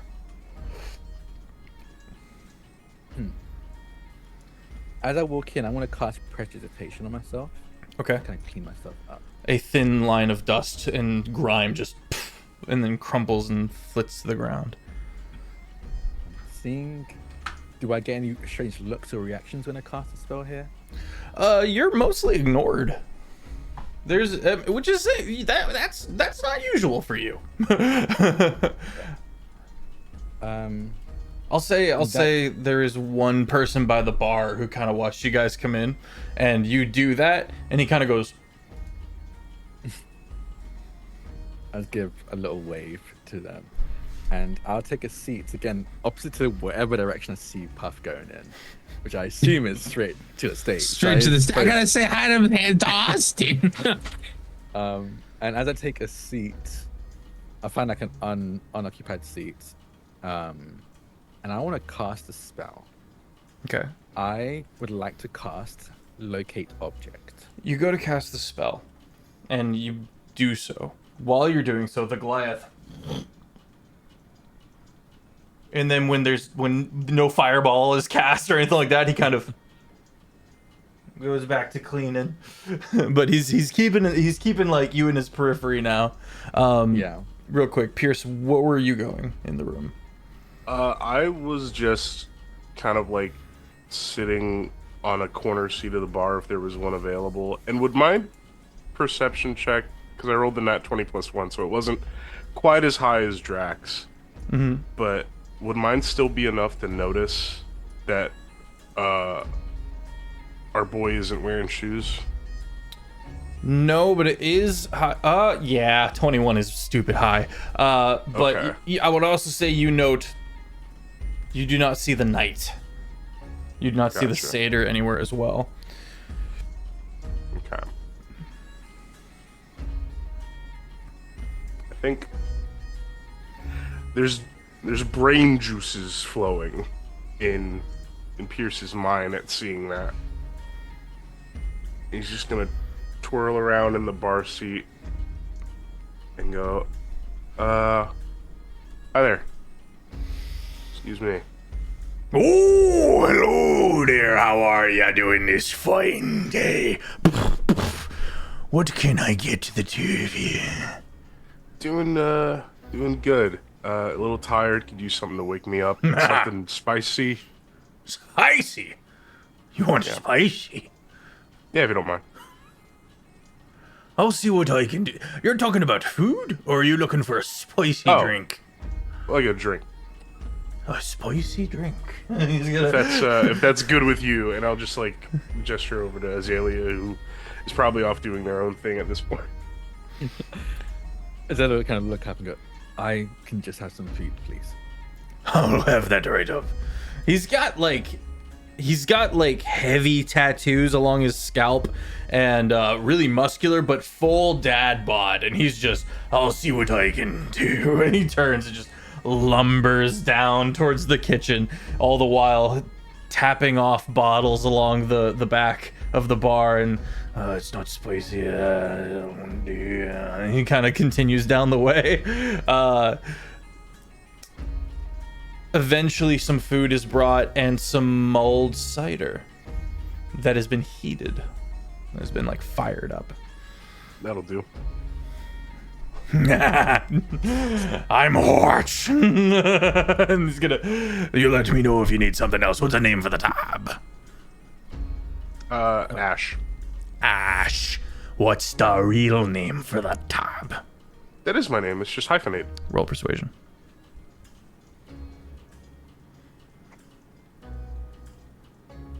19 plus 4.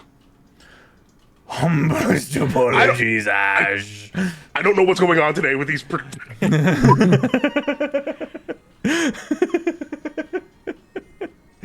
I thought you gave a fake name. I'm sorry.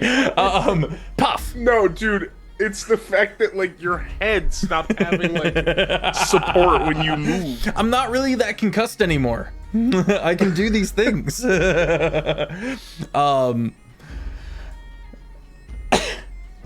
Puff. Scamper, scamper, scamper. As Austin is going into this next song, he catches sight of you and he like briefly like misses a beat before he goes, points, nods, and continues on with the song. And now he's also singing to you, it seems, just making a point to include you in his performance. The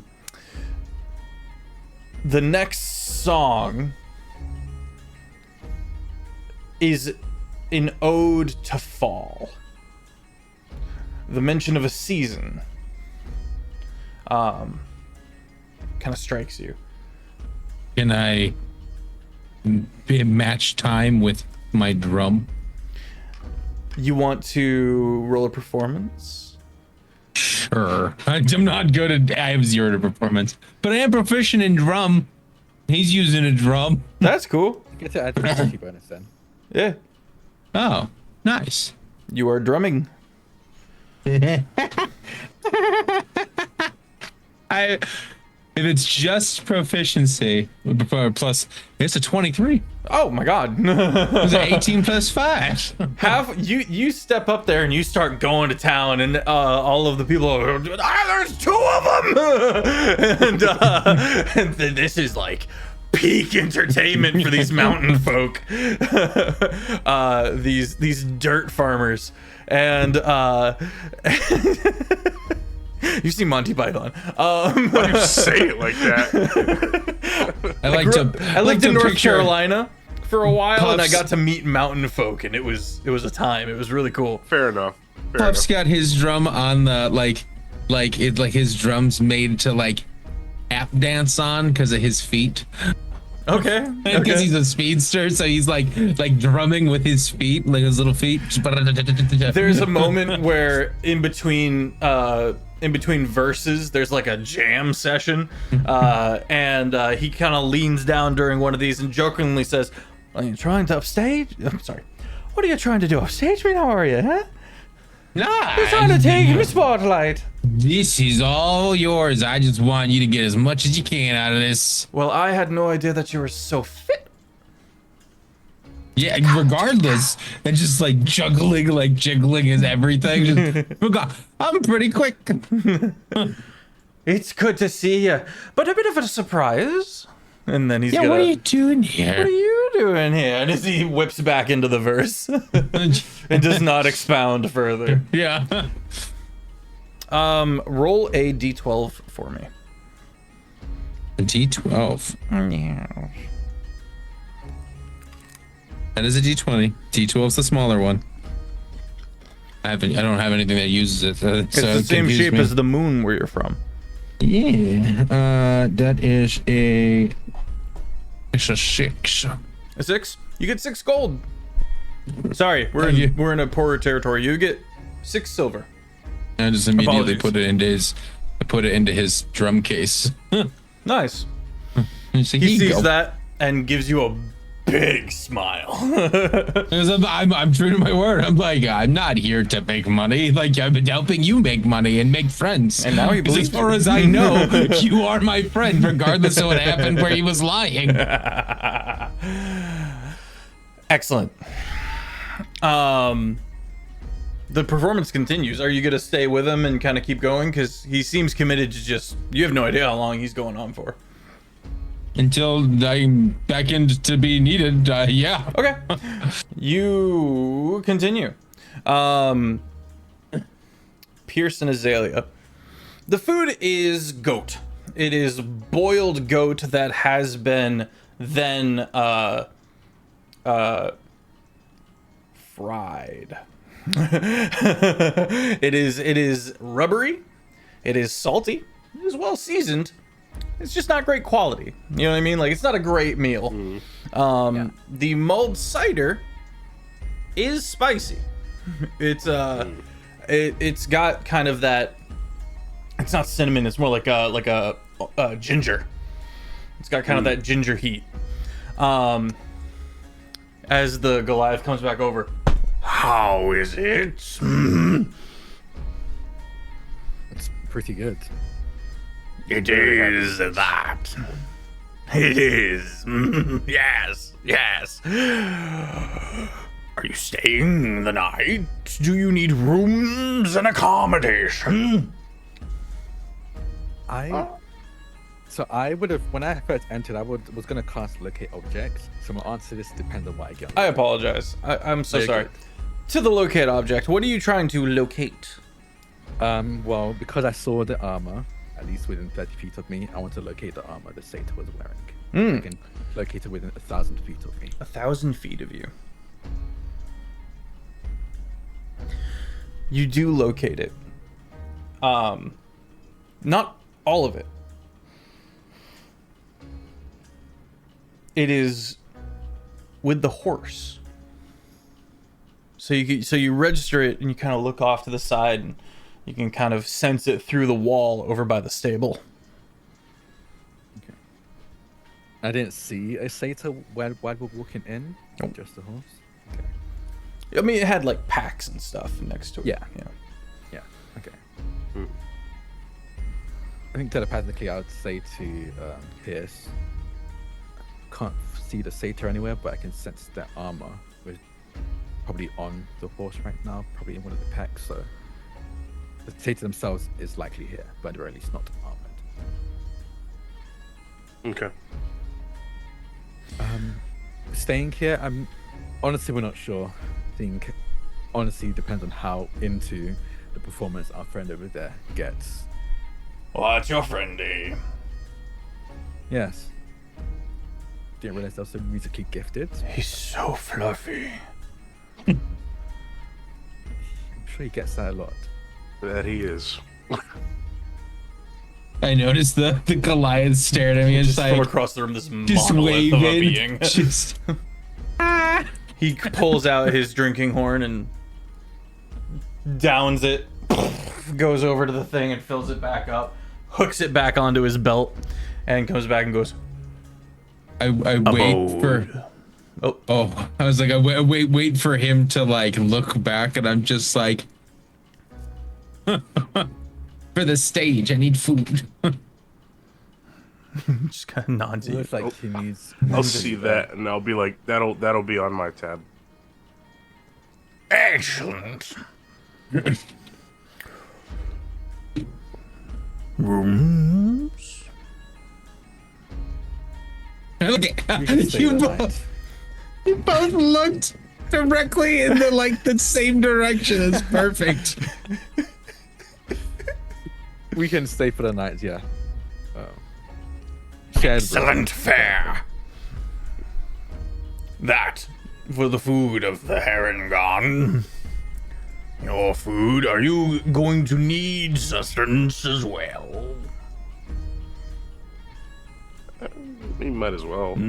Excellent. Good. Good. Let's say 3 gold each, and we'll call it even. Rooms, food, drink. Nothing too crazy. If you get any bottles, it'll be an additional charge, but I like new faces. I appreciate it. I'll take out 9 gold and hand it to him, and I'll be like, and what was your name? Nine gold? He said a gold each. 3 for each of us. Oh, a gold. Yeah, a gold Okay, each. so- Yeah. all right. 3 gold then. I don't know why people bite on it. Oh. Looks at the teeth marks. Okay. My tooth. Tucks them away. Well, if there's anything else you're to be needing, I'm horse. Torched. Actually, and I'll take out a,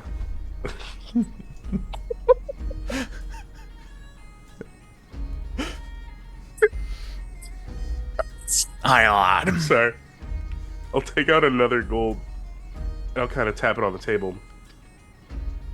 There is something you could help us with. I don't. Have you seen a folk with horns, like a ram's horn, showing up here earlier today? Looks at the goat. That Azalea is eating. No. Bipedal. I can't say no. Okay.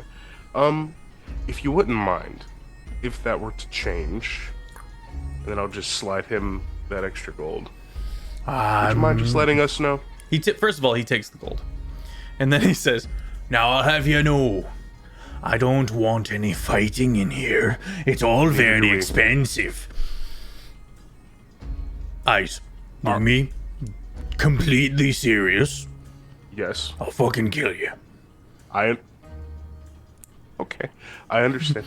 Our goal is to leave. Good. If that person were My to show goal up. is to get your money. So, if he shows up, I'll send someone over. I'm busy. he's gonna turn, and then he's gonna come back. You need some food? Oh no, I'm okay for now. I might get something later. But it's... You need some food. And he's gonna walk off. Okay. You hear him yell something in giant into the kitchen. It reminds me of Nakano when I was growing up. Anyway, Note to self: Pierce knows how to fish. I do know how to fish. I caught a rock monster. Yeah. Inside our heads, Pierce has kind of been brewing over this for the last couple minutes. But he'll reach out to Azalea. I have a hypothesis. I'm all ears. Oops. So last night, we run into a satyr that's looking for a herring gun. We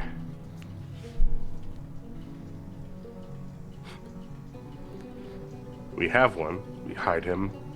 It's looking for some other herring gun, supposedly. Puff runs into a random pair of shoes. We get here. There's another herring gun who is not wearing shoes. Are you saying those shoes were Austin's? I don't know. I remember Austin wearing shoes. And now he's not wearing shoes. And what is he... It's not just the fact that he's not wearing shoes. It's that this thing was looking for a herring gun. And now he's here. He's supposed to be in Rillis. Like, what the fuck is he doing here? I suppose that is strange. It's a little too many things that are lining up for me that I'm noticing. I don't know. I don't want to go up to him and point fingers and go, "Hey, what the?" Yeah, because I like to have all of my ducks in a row before I start doing that kind of thing. But I don't know. Something's not sitting right with me with this. You did not declare whisper. I we're declared talking mental. telepathically. Yeah, it's declared mental. Yeah. Got him. Check yourself. I was just gonna haze Check you with an old yourself. drunk guy next to you. You talking about rabbits? I know about rabbits. Good eating on rabbits. I do think we need answers, so I think at some point we should speak to Austin, especially if it's endangering Puff in the process. having some kind of answer or context to what the hell is going on with that knight could be good. At the very least, we could at the very least warn Austin in case he also gets wrongfully or truthfully, who knows, accused. I agree.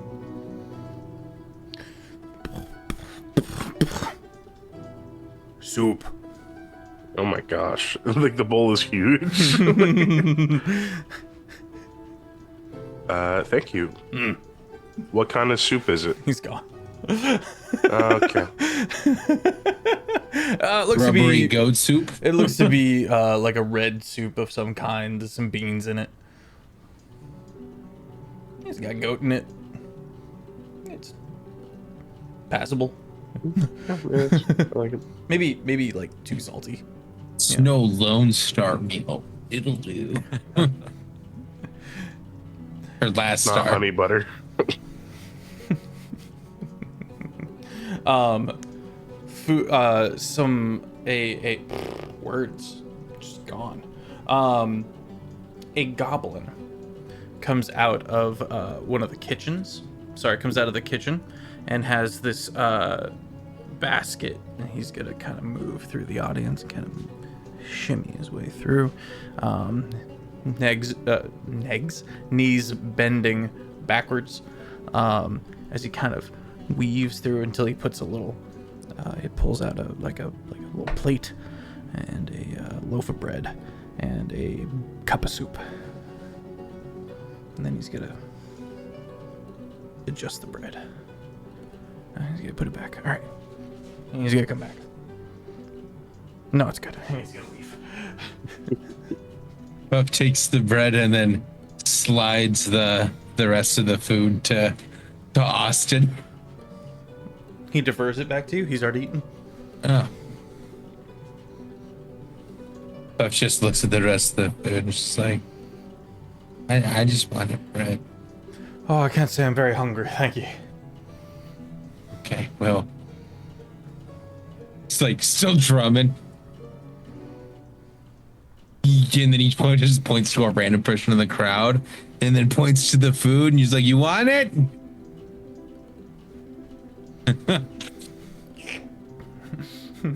just like still drumming with his feet, just eating bread. A Amazing. good day. A good day. That's all you live on is just bread. A caravan shows up. Maybe not a caravan. A family. A mountain folk family. A big family. All shows up. They all have that kind of freckled, paler skin with shaggy brown hair. Think tall hobbits. They all come in and they all knock on the door twice as they kind of step through, and you see that they wipe their feet and they start greeting people like they know people, and then they start moving into the crowd and kind of the room fills a bit. You recognize that you're in an area where you're not familiar with the local custom. From what you're gathering with the symbols and the like and the knocking, there's a highly superstitious culture here, and while that's valid because there's all sorts of craziness out there, there's all sorts of terrifying creatures of the night, that haunt this demiplane.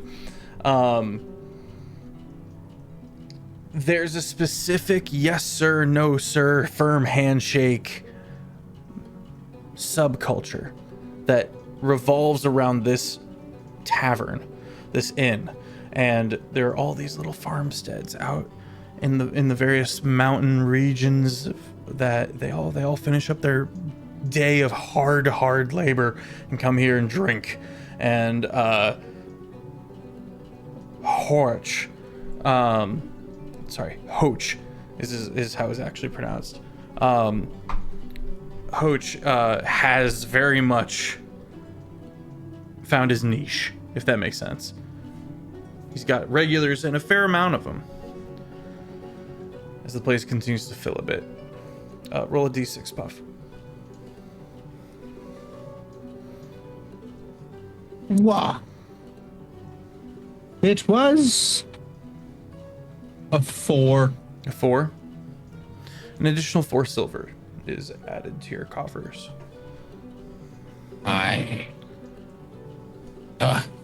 Cost to Austin. And I just looked down. Where are your shoes? I misplaced them. I was in a rush to get down here. I slept in a little bit.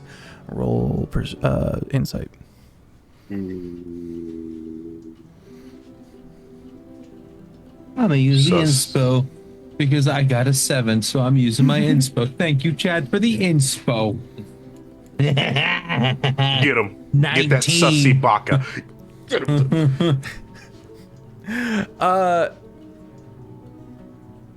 No, that doesn't check out. His feet look dusty, like he's been barefoot. And you look a little closer, and he's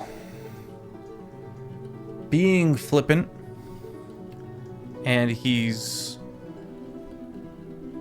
kind of dodging a truth. What was that insight check? 19. 19. Now that you're looking, now, because you caught that he lied about the feet, about the shoes, which caused you to kind of give him a once over. He looks physically fine. Like there's no wounds, there's no torn clothes. He looks haggard. He looks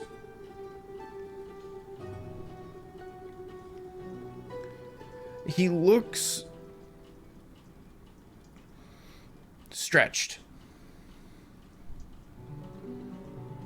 No, like he looks like he's just like worn thin from all of the whatever he's been dealing with. He seems worn thin. You can see his little bunny tail is rigid with fucking tension. I don't know, fuck. That was horrible. Like what would he normally would be like pristine and very showmanshipy. He just kind of looks kind of like just his fur is not quite right. It's just kind of like it's not as well upkept. He's not as well upkept. Yeah, and you know two things about this guy. One, that he frequents very posh restaurants and taverns and concert halls, but you know he also lives in the like near abandoned parts of Rillis. Yeah. So there's a inconsistency here, and you're not sure where this fits into that. I think Puff, after him catching in a lie, and it's just like, man, if I'd have known you didn't have shoes, I would have tried and bring the shoes that I saw in the forest. Weird pillar thing. Weird Shoes in the Forest sounds like a great song. There's some gold shoes dancing. I had a dance. And he's gonna battle. backpedal and say loudly, "Tell me all about it," and starts performing to try to like draw you into making up on the spot a story about these shoes, a song about these shoes, whether it's truthful or fanciful, that's up to you. But he has an 18 plus 4 up to 22 where he starts performing Shoes in the Forest, or whatever you end up calling the song. He puts you on the spot and the people cheer on. He's got a fresh story, and you feel a bit of that social pressure, and you're on to him at this point. You realize he's trying to distance from this topic. Like, I think if Puff's just like, if Puff gets pressure on the spot for a story, he's just like, I think in full honesty and full sense, he's like, oh, the shoes on the floor, that's nothing. There's a goddamn centaur thing that was trying to get me. Bum bum. Changes to like a intense thing, and he's trying to follow Or your not lead centaur, here, and he's kind of satyr. he satyr tries guy. to switch to like a suspenseful beat, to like follow your lead on that. And it's just like it's one of those things where it's just like the more you say, and even with Puff not really understanding, he's just like, you've been lying, and now you're being real weird, and you're killing my vibe in terms of wanting to play music. And I'm just like,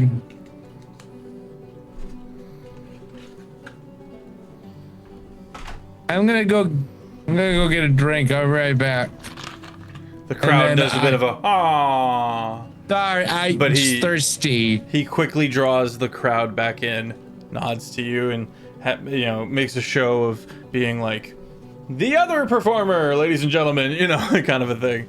And the crowd kind of, begrudgingly accepts your dismissal of the challenge. Always leaving one more. And I like hop down, and I'm like, I don't look back, but I want to, because I'm like, what the hell was that? And then I'm like, I just beeline to the bar, my little bread, and I'm just like put just kind of like hook my little drum back on my sack, and I walk up to Pierce and Azalea, and I'm like, okay, Austin's being real weird. You're Is he now? noticing. I asked what happened to his shoes. What did he? Well, that's hi. done. Oh, Thank you. I'm Thanks for the bread. host. I'm Gary. Good. Yeah. Ouch. oh. You need anything? You have milk.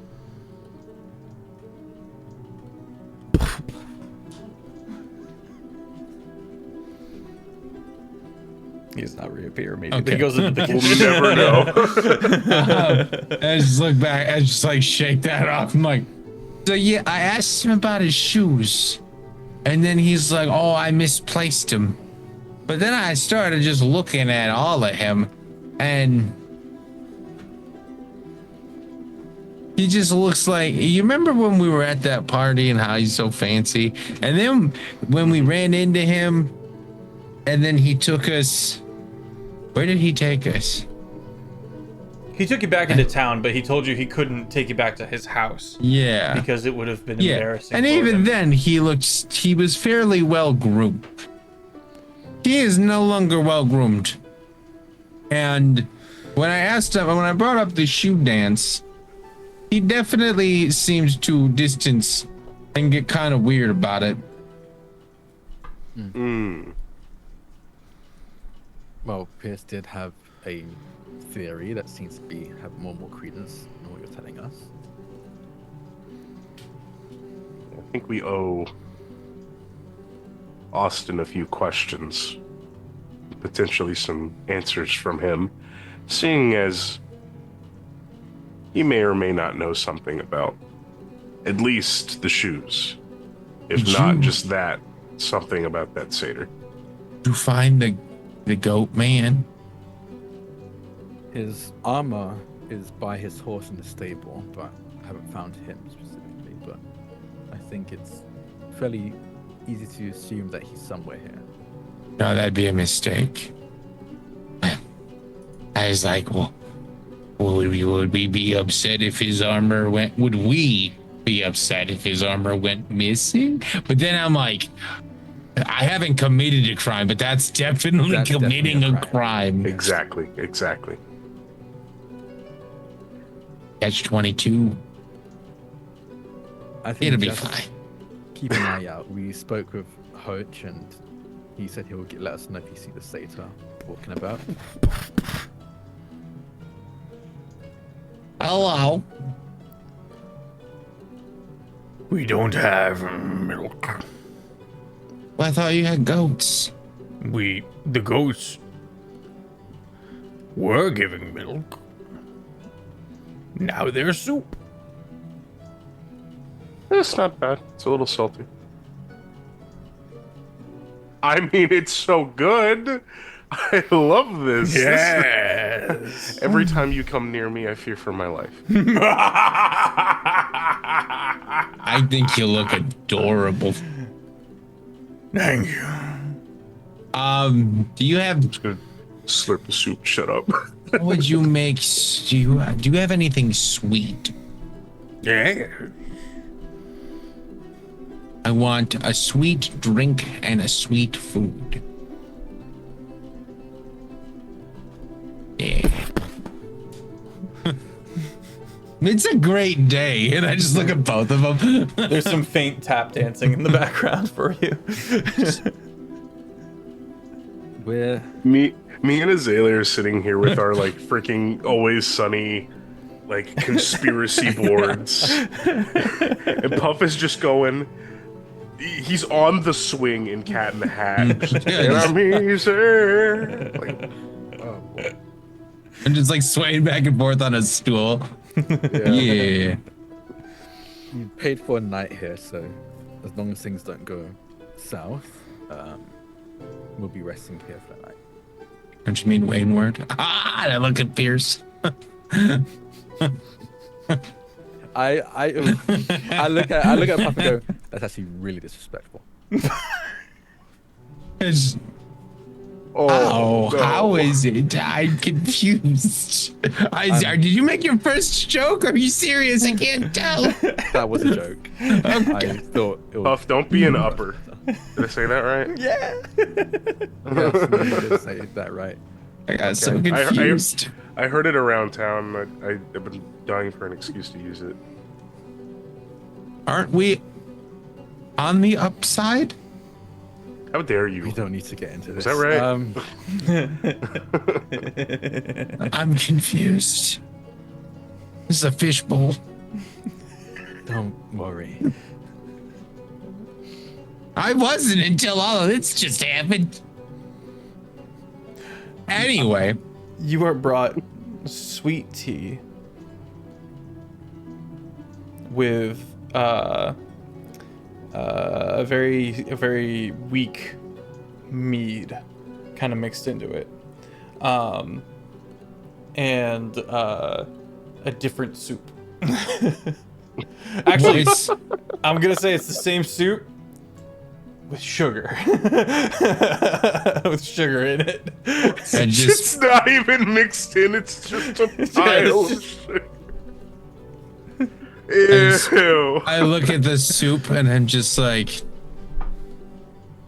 I'll take the tea, but can you just bring me sugar? You guys were so invested in your conversation, you didn't see that it was Hoach, and you turn as you say this, and there's just this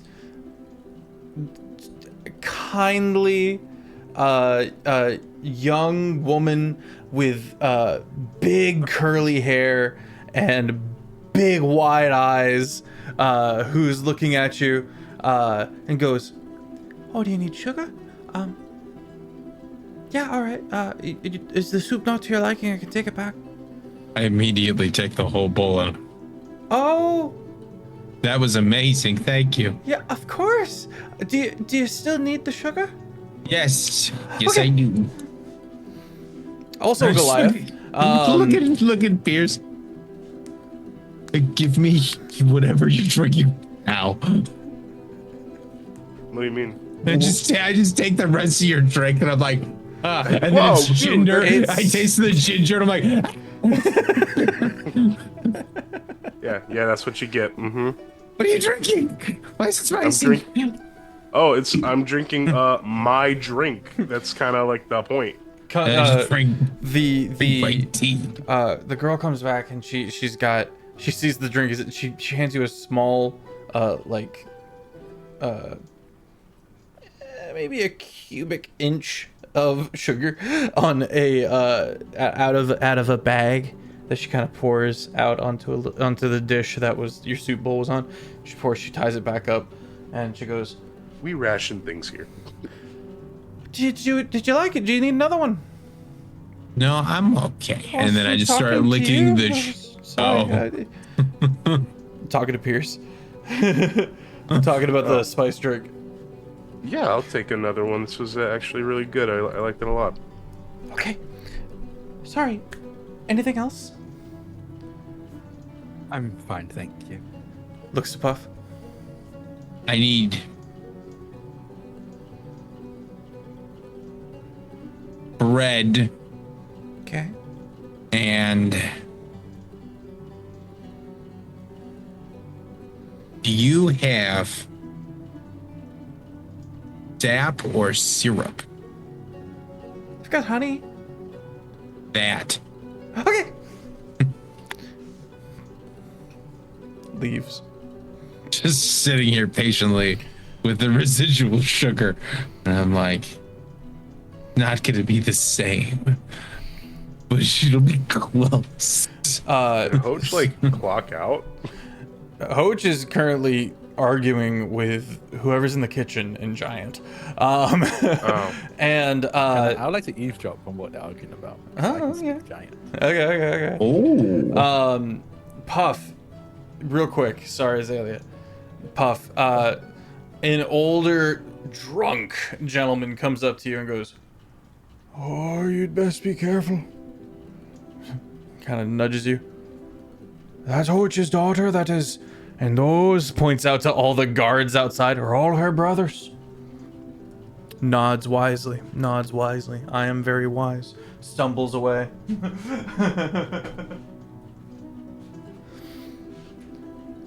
Azalea.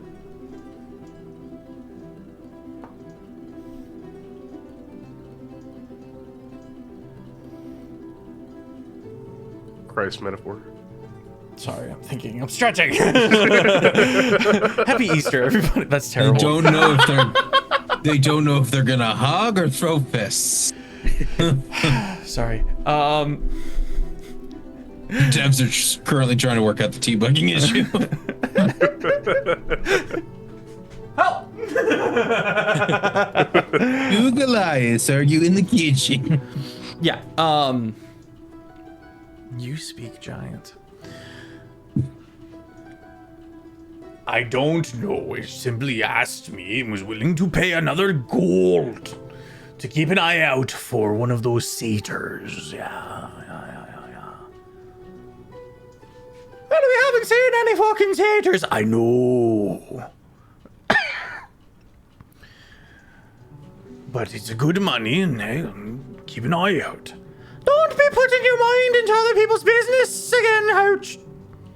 I don't want to hear about any of these criminal offenses going on again.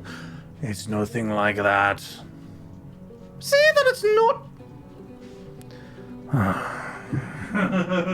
He comes back out, and you see the face go from to. Starts looking around for something to do, and then goes over to a customer and starts like talking to him with maximum like gusto. But he doesn't say anything. He just notes that, and then there's a not relief, but like there's a small amount of relief knowing that at the very least other people have been given this message as well to keep an eye out for a satyr. And we'll just return to the conversation, kind of finishing off the meal he was given. See, it was fine, Pierce.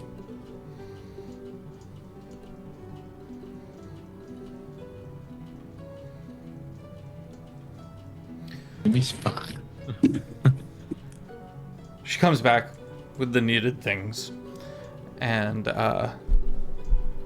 hands out what are you gonna be needing? 1 room? 3 rooms? 2 rooms? One, I think he'll be sharing. She pulls out this ring of keys and hands you one.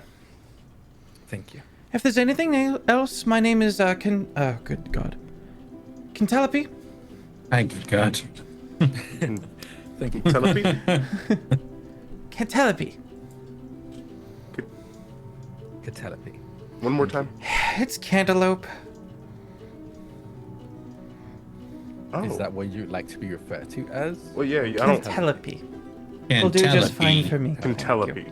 Cantelepy. She walks away. It's a beautiful name. Don't worry about Thank it. you.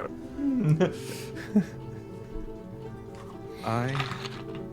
I'm going to rest a little bit, so you all can meet me back upstairs if you want to as well, but I think I need to rest.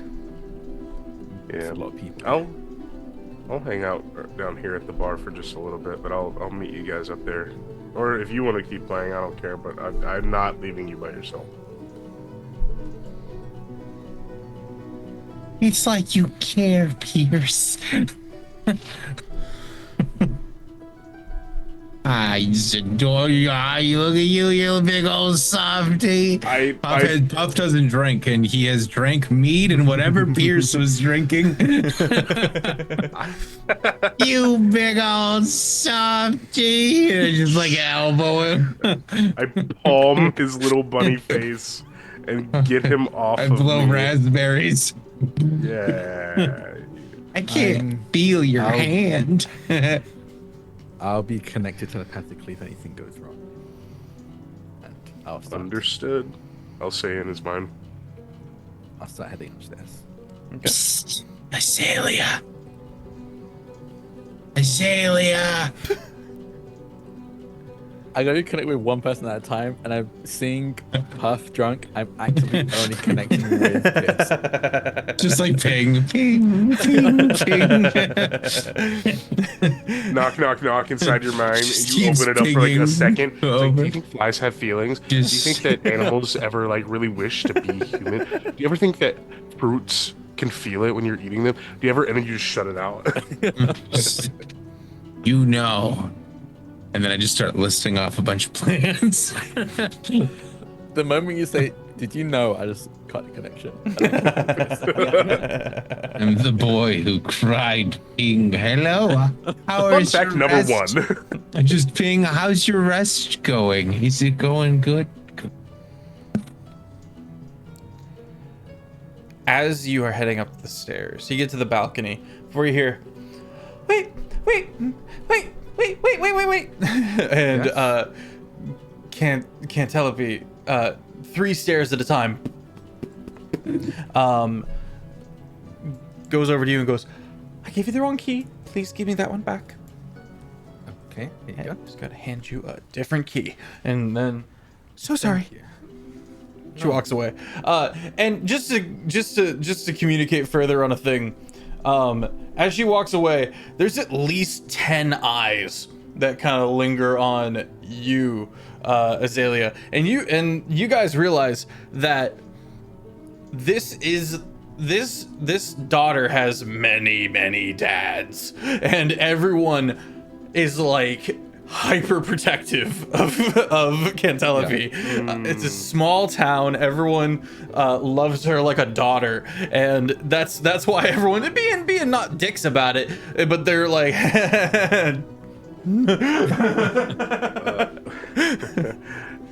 First off, watch your mouth. 'Cause I'm from Atlanta.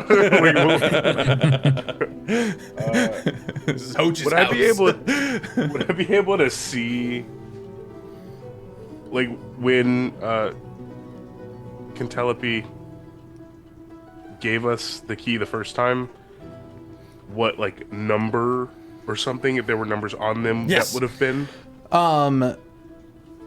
You're in. Well, I would say that this would be an Azalea thing, because this happened to specifically Azalea. You were in 235. Now you're in 234. Okay. I'll head over to 234.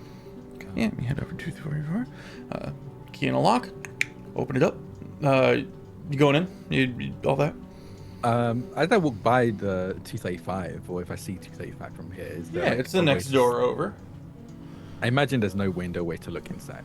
It's a pretty big keyhole if you would like to take a gander. The issue being, you're pretty visible doing it. Yeah, if I'm visible doing it, I'm not that curious. As far as I'm concerned, it was just a mistake that a staff member made. So I'm gonna go to 234. Okay, you go to 234, you turn the key in the lock, it opens up and kind of moves inward.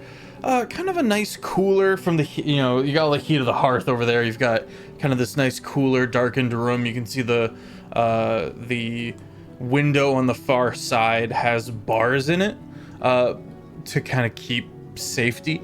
But aside from that kind of ominous reminder of what could be out there at any given moment, relatively cozy. You've got 4 bunk beds, each with a chest at the foot. You've got a surprisingly a long-standing mirror that has been just the mirror, just kind of leaned up against the wall, and a coat rack. Not much else. A washing basin. I will close the Pitcher door of water. behind me. Kind of throw the key in like the key dish that's probably by the door. And I will sit on the ground, legs crossed. I think facing the mirror, the standing mirror. And I would like to speak to my patron as I cast Contact Other Plane and speak to Woman Owed. Thank you, Shane. Okay. I touch the ground beneath me, the wood of the floor, the wood that's cut from the trees of Woman Owed, and again, like always, just visible to me, I see the cracks with me at the center splintering out across the entire room. Even beyond the bars, I can just make out those cracks extending outwards as well. The silver light pours from these crevices being formed. And I'm gonna speak to Warren. Okay. There is a satyr looking for our friend Puff. Where is that satyr right now?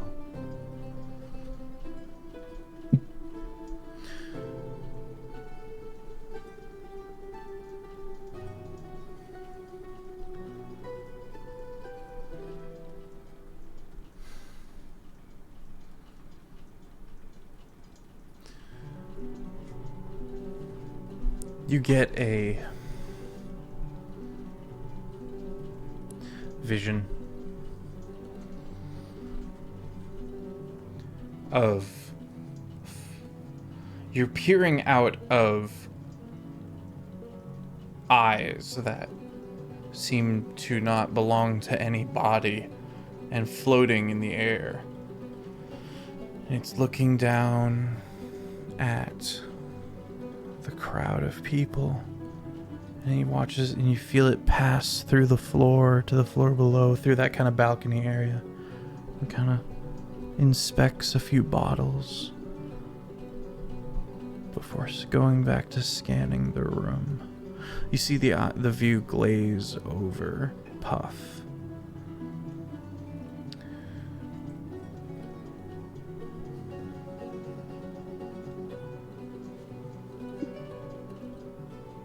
If you watch long enough, you're eventually observing yourself, briefly, as it passes into this room and watches you, like looking down at you over your shoulder.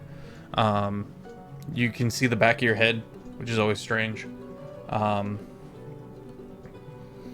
Make a perception check to try to see your reflection in the mirror.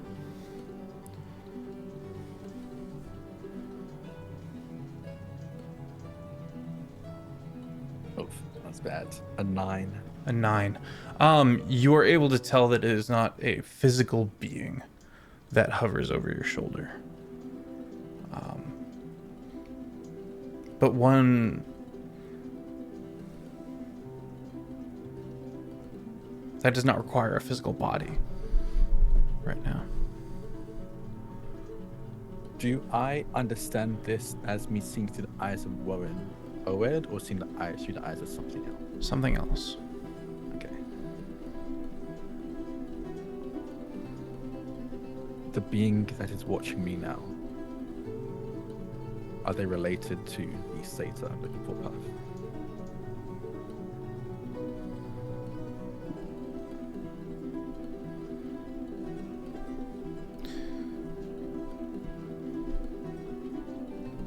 You feel an affirmative.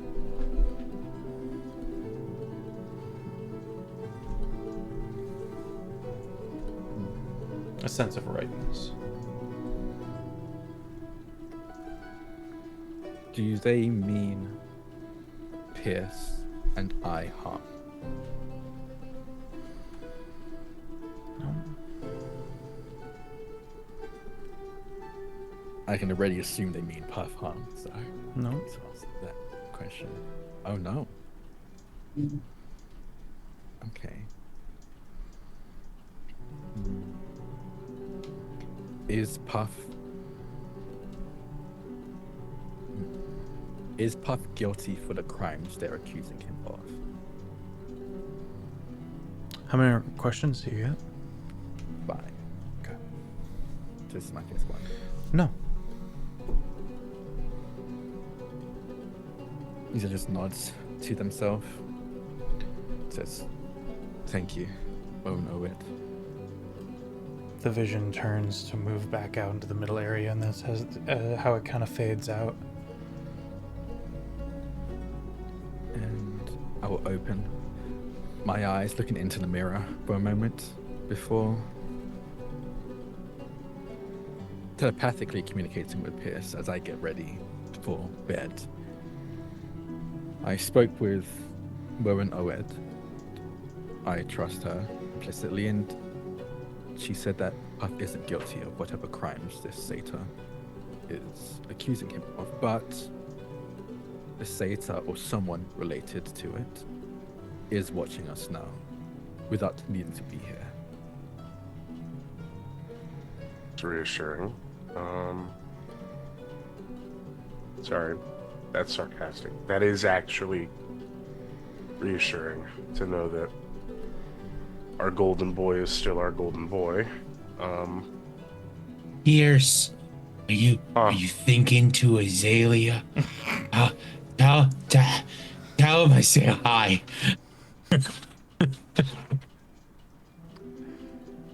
Puff says hi. What do we want to do about this entity? Until they're here, there's not much we can do, but knowing that they're here, knowing that they're watching is always helpful. I think Well, I mean, yeah, but also, if we know Puff didn't do it, maybe they know it too, and we don't have to worry as much. Well, let's just, yeah. Sorry, I'm getting a little too relaxed, and I don't want to do that. No, it's fine. If things go... They seem to believe that Puff is responsible. If push comes to shove, we can try to investigate and prove Puff's innocence. If we get the chance. If not, we might have to fight our way out of it. But ideally, we can deal with this peacefully and continue on our way. But there's no first moves we can do right now. Anything we do has to be reactive. There's nothing proactive we can do at the moment. All right. While you're talking, Azalea,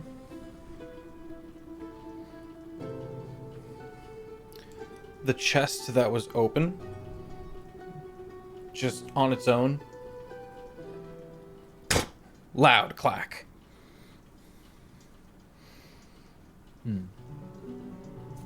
I'll look over to the chest. I'd like to check. I had to deal with mimics already before. Can I check if this is a mimic? You step over. You give it a poke with whatever. You flip up the lid, check for teeth. It's not fleshy. There's no little legs on it. You can roll investigation further if you wish. Yeah, I might as well be safe. All of a sudden, the doorknob. The hinge. An 11. An 11. Investigating it thoroughly. It is not a mimic. But inside is A smaller mimic. That'd be really funny. It'd be really Russian fucking nesting funny. tunnel mimic. Yeah. That's how we started the first fight in this campaign. It just wasn't mimics. Which is on the YouTube. There's like a tool that belongs in like a work shed.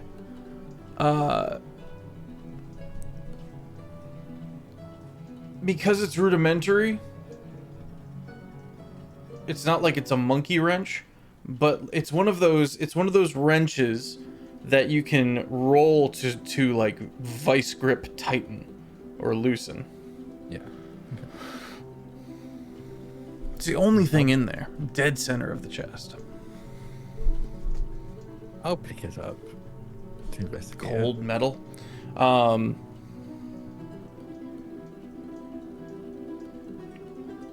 What you thought might have been rust is actually blood.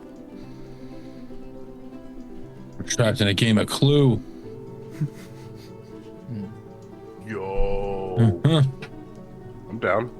I think seeing this, there's a mixture of emotions. There's like one is like interesting because a wrench with some blood on it. That's strange, but also two, everyone here is armed, so Yep. and everyone here seems to have some kind of fighting or adventuring experience. So seeing blood isn't strange. Can I tell how fresh the blood is? Fresh. Maybe a day or two. Make a medicine check. Getting framed. That does me a big frighten, Louis. I rolled terribly. I rolled a 4. It's a couple of days. Definitely dried. And the scroll bit of it kind of squeaks as you move it back and forth. I kind of just like look it over and shrug, and I just place it back in the chest. It's truly the equivalent of like booking a hotel room and finding one of the last like stays things Toothbrush. there. It's like weird. I'm not gonna touch it. or Weird use place it, for this. but where did they left it? I'll just get ready for bed. I'm gonna I accidentally sit stole in a the pillow corner. once. He didn't charge me or nothing. I left my old pillow. It's a good pillow. Well, that's why I didn't charge you anything. You think they just Yeah, didn't crazy. notice? The Take one, leave much one. better Take a pillow, pillow leave a pillow. with years of love and service. Been abandoned. Different What do you pillow. mean? Different Went home pillowcase with and a everything. shitty pillow. Yeah, different pillowcase and everything. A thread Anyway. count on my pillowcase. Yeah, I'll just sit in the corner and legs crossed and go into my trance, into my meditation. Okay. Back to the bar. There is currently a mock argument being had, 3 drunks down, about which came first, wax or Wayne. Wax words or Wayne's words, because clearly one of them had to have come first. And there's just constant more and more outlandish prospects being put forward as to how Woe and Oed came to be. And that's kind of the game. And when they can't think of a new one, they drink.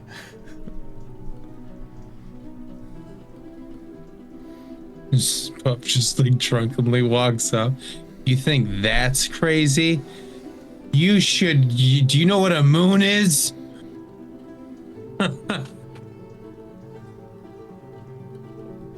Like your arse? No. A giant ball in the sky. Picture. Which one are we on right now? What's a sky? Wax. So picture if the Wainward side was just an open, vast empty nothingness, just as far as the eye could see. Good farmland, that. No, it's just air. What do you It's mean? just. So think like, you guys got like lakes, right? Yeah. So picture a lake of air that just goes on forever. Are there fish? No. No, but he said it's aired. the air. But it's like where, the lake. like birds and dragons and stuff, you use it to travel. They look at And each then other. there's things called Look back at you. stars. One of them like knocks on the wooden table, and kind of the other one like touches both temples to ward off whatever the fuck you're talking about. That's quite the story. Maybe someday. They look at each other. Then I waddle back to Piers. Get back here.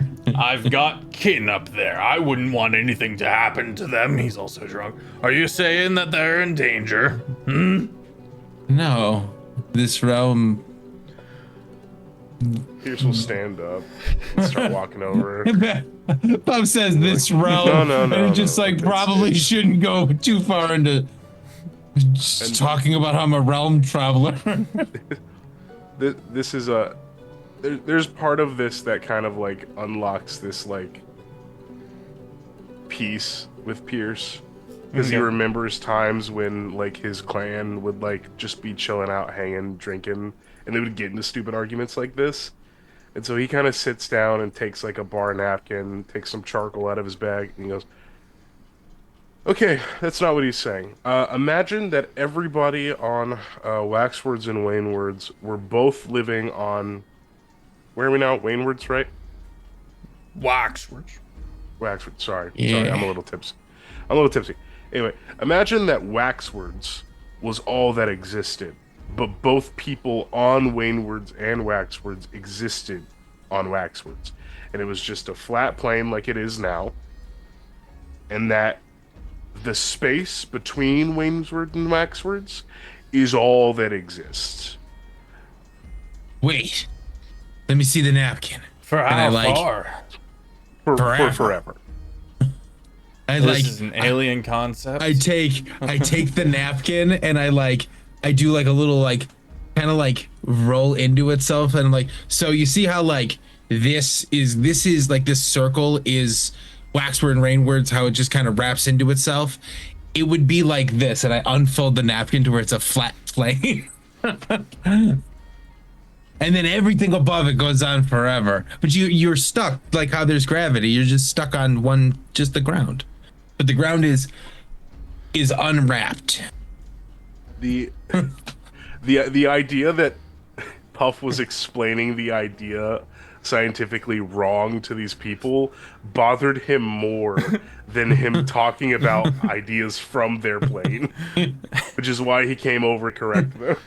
Just yeah. That sounds fantastical. Yeah, it really is. And then that's not even saying the moon he was talking about. Celestial bodies are going to be a little difficult to convey to you. You know how we have light here? Yes. Okay. And I think there's part of Pierce that realizes these guys are so absolutely fucking blitzed, they're not going to remember a single bit of this. But so It's nice to talk about home. it is nice to talk about home. And that's Imagine, where you're uh, from. Yes. Yeah, there's a giant ball in the sky, and that's our giant wear light.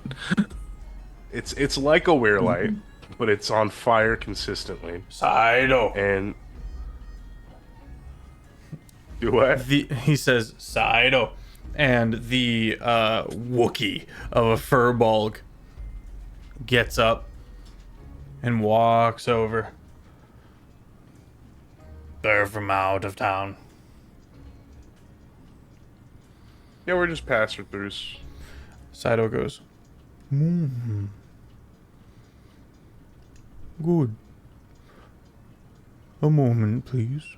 And he's gonna gesture towards the back rooms. You gonna try and eat me? I don't eat meat. Are you gonna try and steal me? Okay. And then I grab somebody, I don't even know who's drinking it at this point, off of the bar. It's like, let's go. You grab a drink, and ooh, buddy, we're talking about grizzled farmers. We're talking about if there ever was someone who could hold their liquor. And you take the drink, and there's a hand, a big, calloused hand that doesn't like grab a hold of your shoulder, but just you grabbed my drink. Give back. But I want it. He goes from he accidentally took my drink to he intentionally took my drink and goes, and then Saito. That won't be necessary, thank you. Sorry, Saito. Enjoy your drink. Thank you. You get a new Dick. one. Only one though. Put it on his tab, and I pointed at Pierce. He looks to you, Pierce, and does a. I'll manage. Sure. Not like that. Just in the. Oh. You're clearly the victim to this lunatic. And Bub's just sitting there like, and just drinking. Side note. I am incredibly worried right now. I don't know what this is. And just following the Wookiee. Just I got a drink. Saito calmly asks some people at one of the booths. He like moves the curtain aside and goes, Could we have the booth? and they look up and get out of the booth. He sits himself down, has to like move the table a little bit to make room because furballs are big.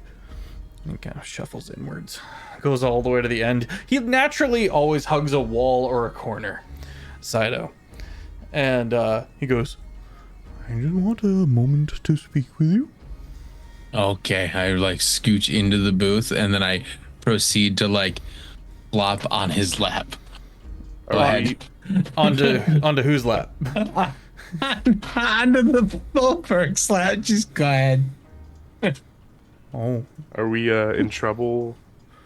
No. he's gonna Okay. gently take your head with surprising strength, gently right you up, Whee. and then put his hands back as if you might fall over again, and then goes, Oh. I simply had a bit of a word of warning to give you all. and Okay. again it's just these two like black goggles that protrude from a mat of hair and clothes. The people who are known to be from out of town, they're getting rounded up. We are, Pierce. They keep going missing. Some of them have lived here for a long time, and so you've got the sympathies of the locals. But I wanted to maybe caution you. My friend pointed and brought me over. I've had this talk with a few folk. Like your other friend, the other Herongon that you were performing with. I gave him the same warning. Maybe don't tell people that you're from not round here. Pulls out a mason jar of peanuts, opens it up and starts eating them. Pierce will just, while hiding the surprise and somewhat frustration of learning that apparently Austin is definitely not from this pain, being as that he has had this conversation with him. Pierce will just go, I understood. The last thing we want is to find trouble for ourselves. I think we just got a little bit lost in the moment. We'll watch it from now on. Isn't that right, Puff? What are we watching? Our talk for when we talk of home.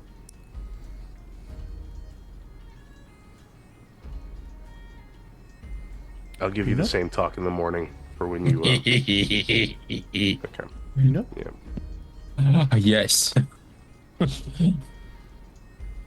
just immediately said, "Oh no." You guys are offered all of one peanut for the duration of Nice. this conversation.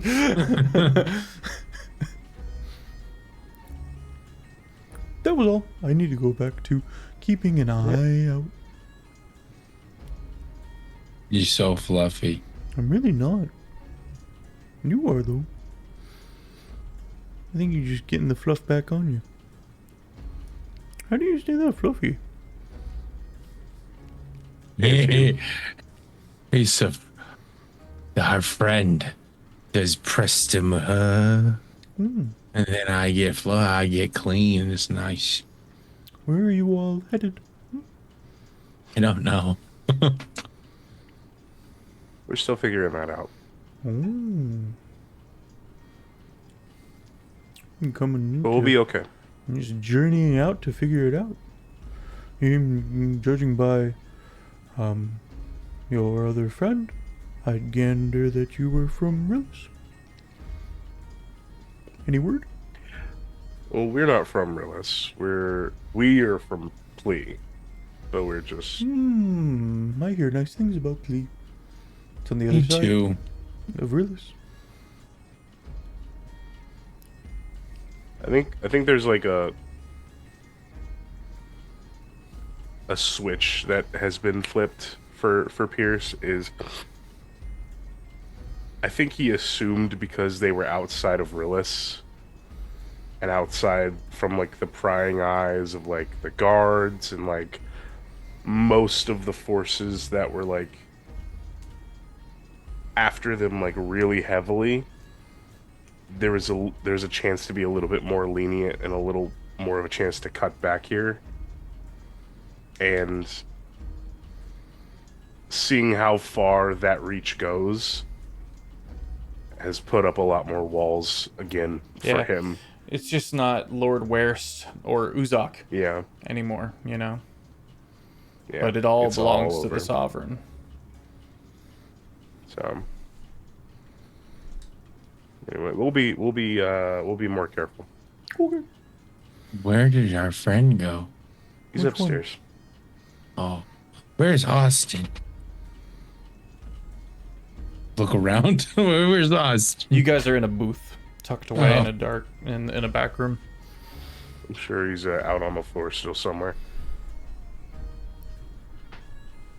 We should go talk to Azalea actually. Sounds good. Okay. Thank you very much. I appreciate your help. We'll be seeing you. Okay. That comes off like a little more cold than maybe it should have, but Unreadable. that's just kind of gotcha. I just look at him. Bye. Bye. I go to scooch out of the booth and just flop love on my you. face. I just flop on my face. Oh, I'll take care of him. You go on. Picks him up without seeming problem. In the I'll wait on him. Alright, come on. He goes outside to where that vat of water is and just push, push, push, push into the cold water. Just now I'm wet.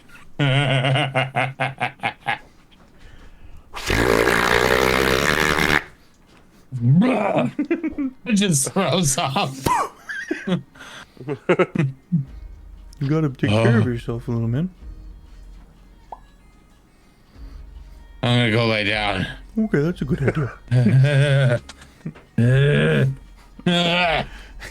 He's like swaying back and forth as he's walking back to It's the like- door. One hand on the door. You're Marv in Home Alone 2 going up the stairs. Just Azalea just hears ping, ping, ping, ping, ping, You ping. tap twice on the door, and everyone turns to you and goes to greet you. Doesn't recognize you, greets you anyway. From that new group that came in. You are toasted. Strangers to stranger. And then I look for Austin. Austin has sat down on the stool on the stage and is packing up his drum and holding a little bit of chatter with a few people. Everyone else kind of dispersing and either going to the bar or going over to the fire.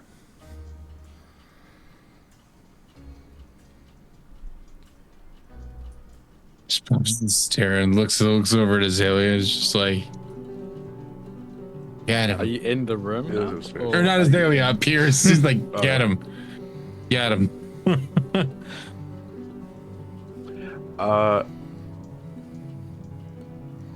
Because technically I've cut off his exit. Will you do me a favor? What? Will you go upstairs and check the bed?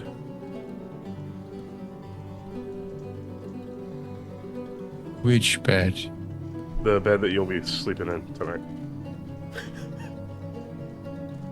Got it. Okay.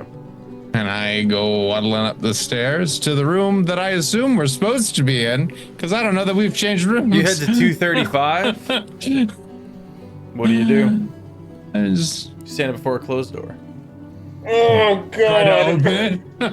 You go to open it and it's locked.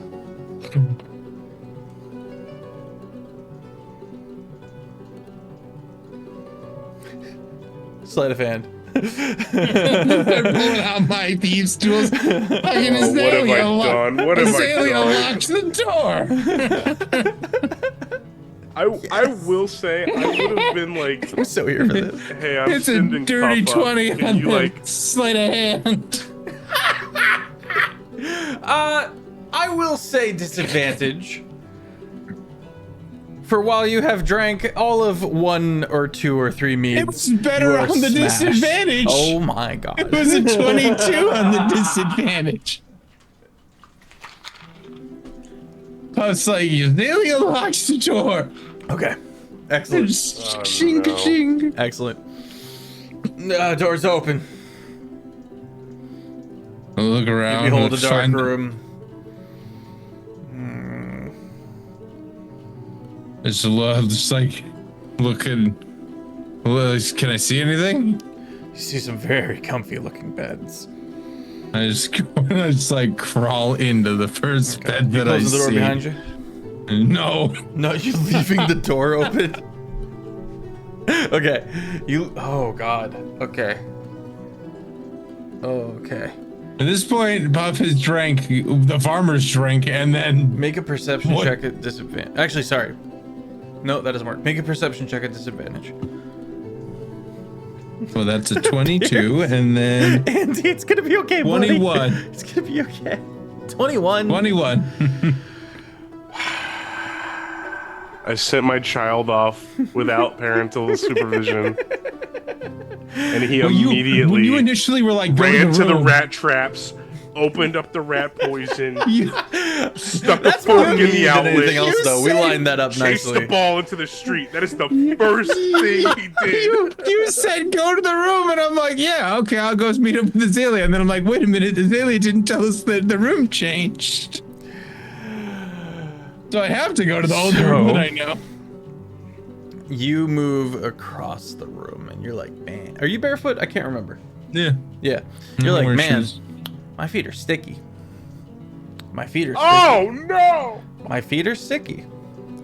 And you look down, and it's really dark in here. So you can't really tell immediately. You kind of lift one foot up and it's sticky. And you kind of move back into the light of the open door, and you realize the bottoms of your feet are covered in blood.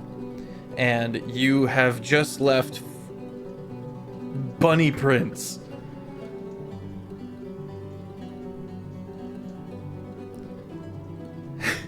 You kind of don't process this and kind of look, and you can see the blood has been attempted to scrub away. There's been an attempt to clean this blood, but all they've done is kind of fade it, and it's not dried. Puff looks down at his feet. Looks back at the room. Looks down at his feet. Looks back at the room.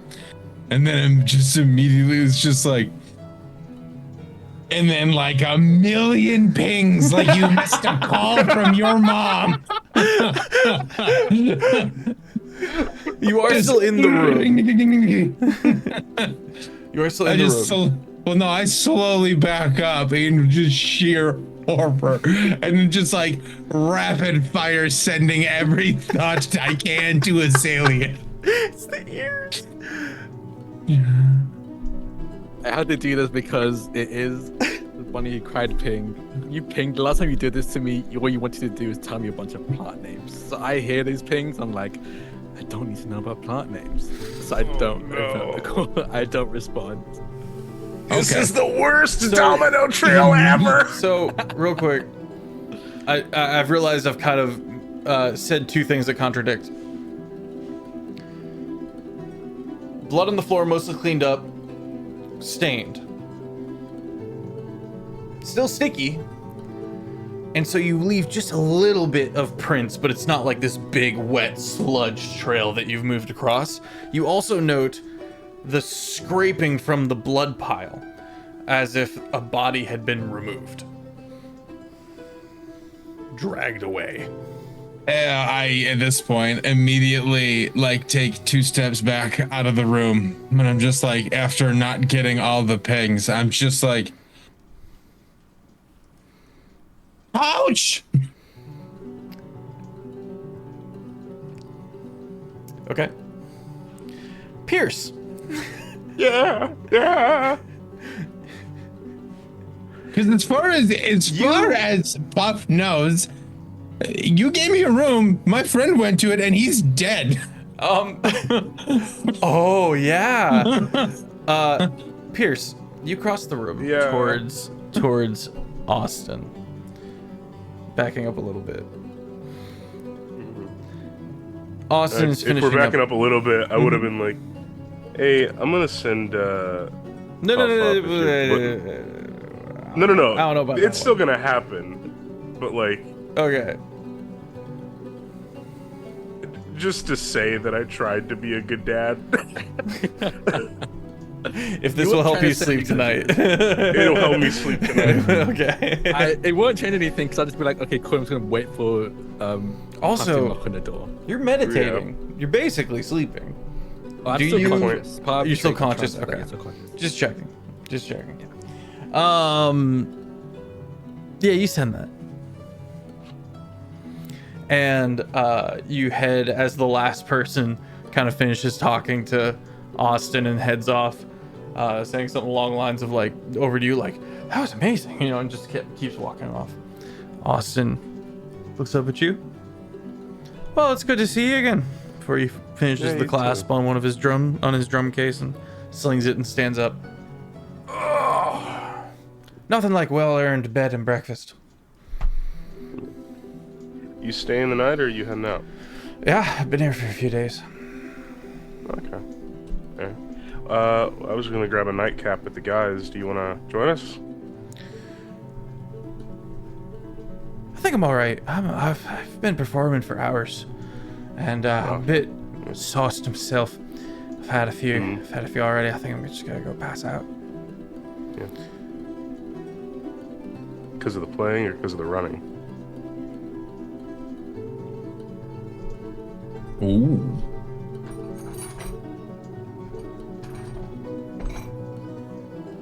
It's a 1 on the insight check. I really wish it wasn't a 1 on the insight check. Yeah. He's gonna. So he understands what you said, and then tries to read you, and gets nothing.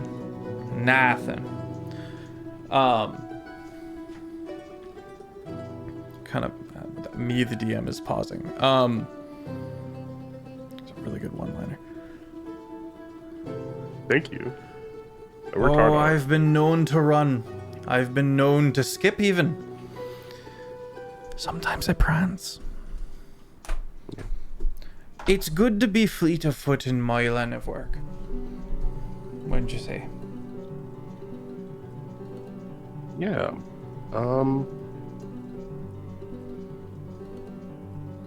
Look, I'm not trying to, But all that to say, shows off his worn hands from playing for hours as he cuts you off. Because I'm really trying to get some sleep tonight.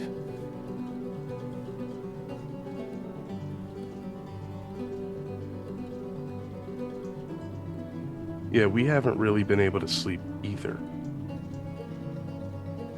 A lot of late nights. You see, he's looking around a bit now. A little nervous.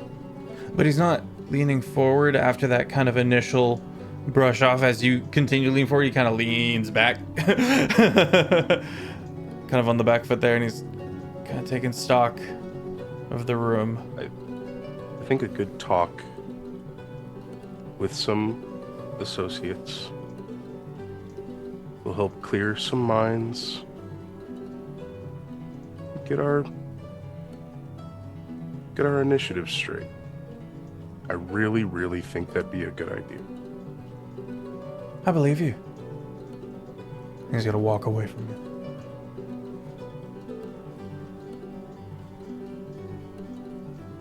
You can't run.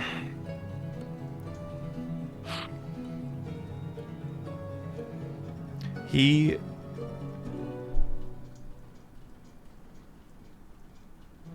go, you can't run, and you note that he doesn't immediately head for the stairs. He kind of moves to go like around the room as a whole.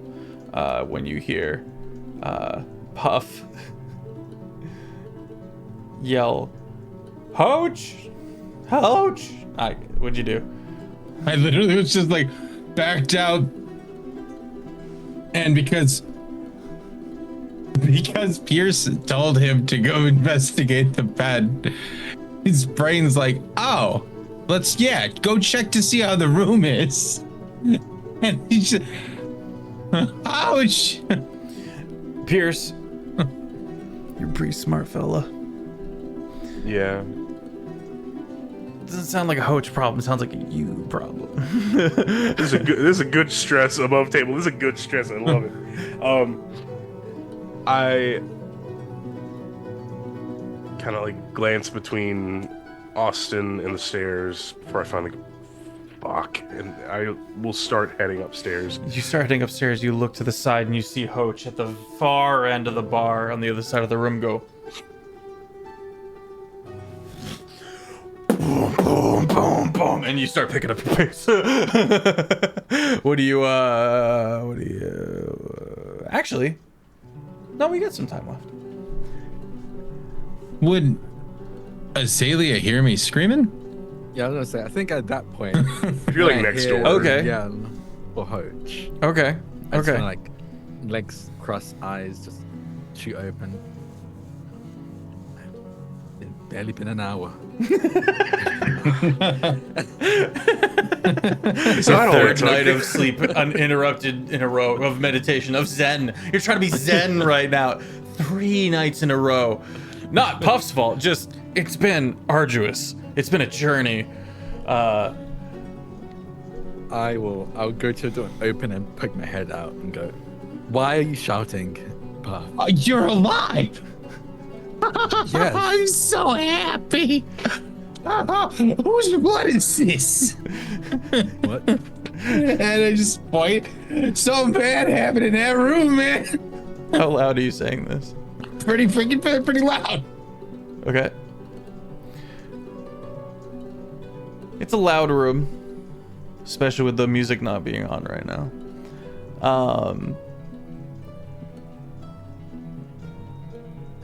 What do we do, gang? I will step out and look at where Puff is pointing. You see the faint bits of bunny print leading to the door inside the room, and you follow that, and you look, and you see the blood stain and the drag marks. What happened here? I was told to go investigate the bed. And I went to go investigate the bed, and the door was locked. And I thought you locked the door. I thought you locked me out because you weren't responding to my messages. Because the last time you started asking for messages, you were just telling me plant types, that most of which don't exist here. You could have just knocked. I did. No, I didn't. I tried to open the door, and the door was locked. So I opened it. Pierce, are you doing anything to intercept, or because homie's going for it, and now he hears yelling? I wouldn't know that he went into the wrong room. All I would hear was that he was calling for Hoach. But then I think as soon as I heard something bad happened in that room, man, I wouldn't care as much about like stopping Hoach from seeing it. I would care more about like seeing if they were okay. Okay. So I think I would just double time it up the stairs to make sure I was the first one up there. Okay. But I wouldn't be like concerned about hiding it from Hoach. 4 stairs at a time. He's right behind you. He has to slow down a little bit so that he doesn't just bowl you over on the way up the stairs. But the two of you get up there first, and anything in the last moments, Azalea or Puff? Okay. I just looking at the edge. I'm just staring at the blood smear, and then my feet like.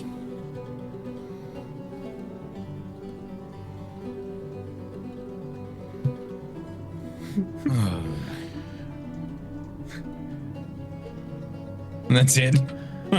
You just hear a sigh from Azalea as they hear the footsteps of Hoach coming up the stairs.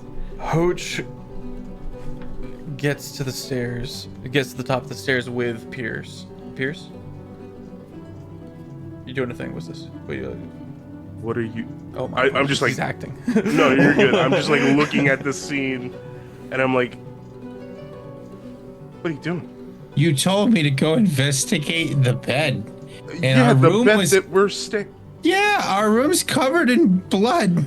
Is there something wrong with Austin's room that you feel the need to peruse through it? This is Austin's room. Why is there so much blood in Austin's room? Sorry? I just point. Loom.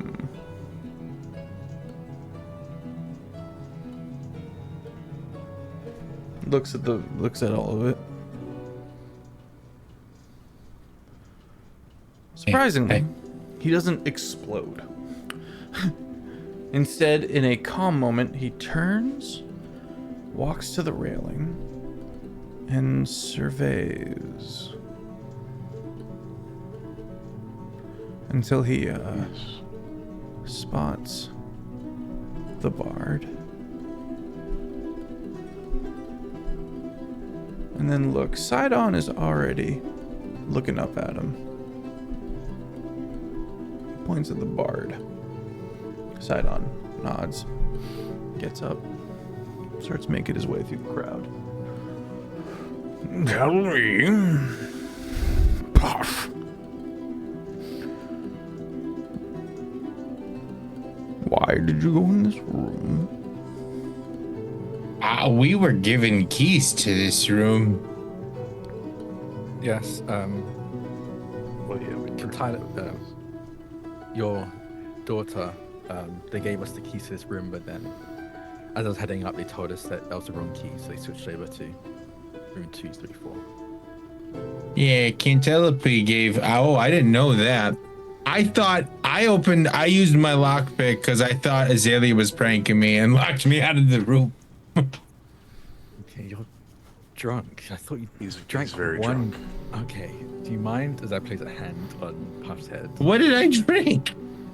I'm gonna use because alcohol is really a poison. If you think about it. I'll use 5 points of healing word to or get rid, sober up. Does it get rid of the status debuff of poison? Yes, you Okay. you can also expend 5 HP from the pool to remove the poison condition from the creature. Perfect. You are sober. It feels awful. It feels like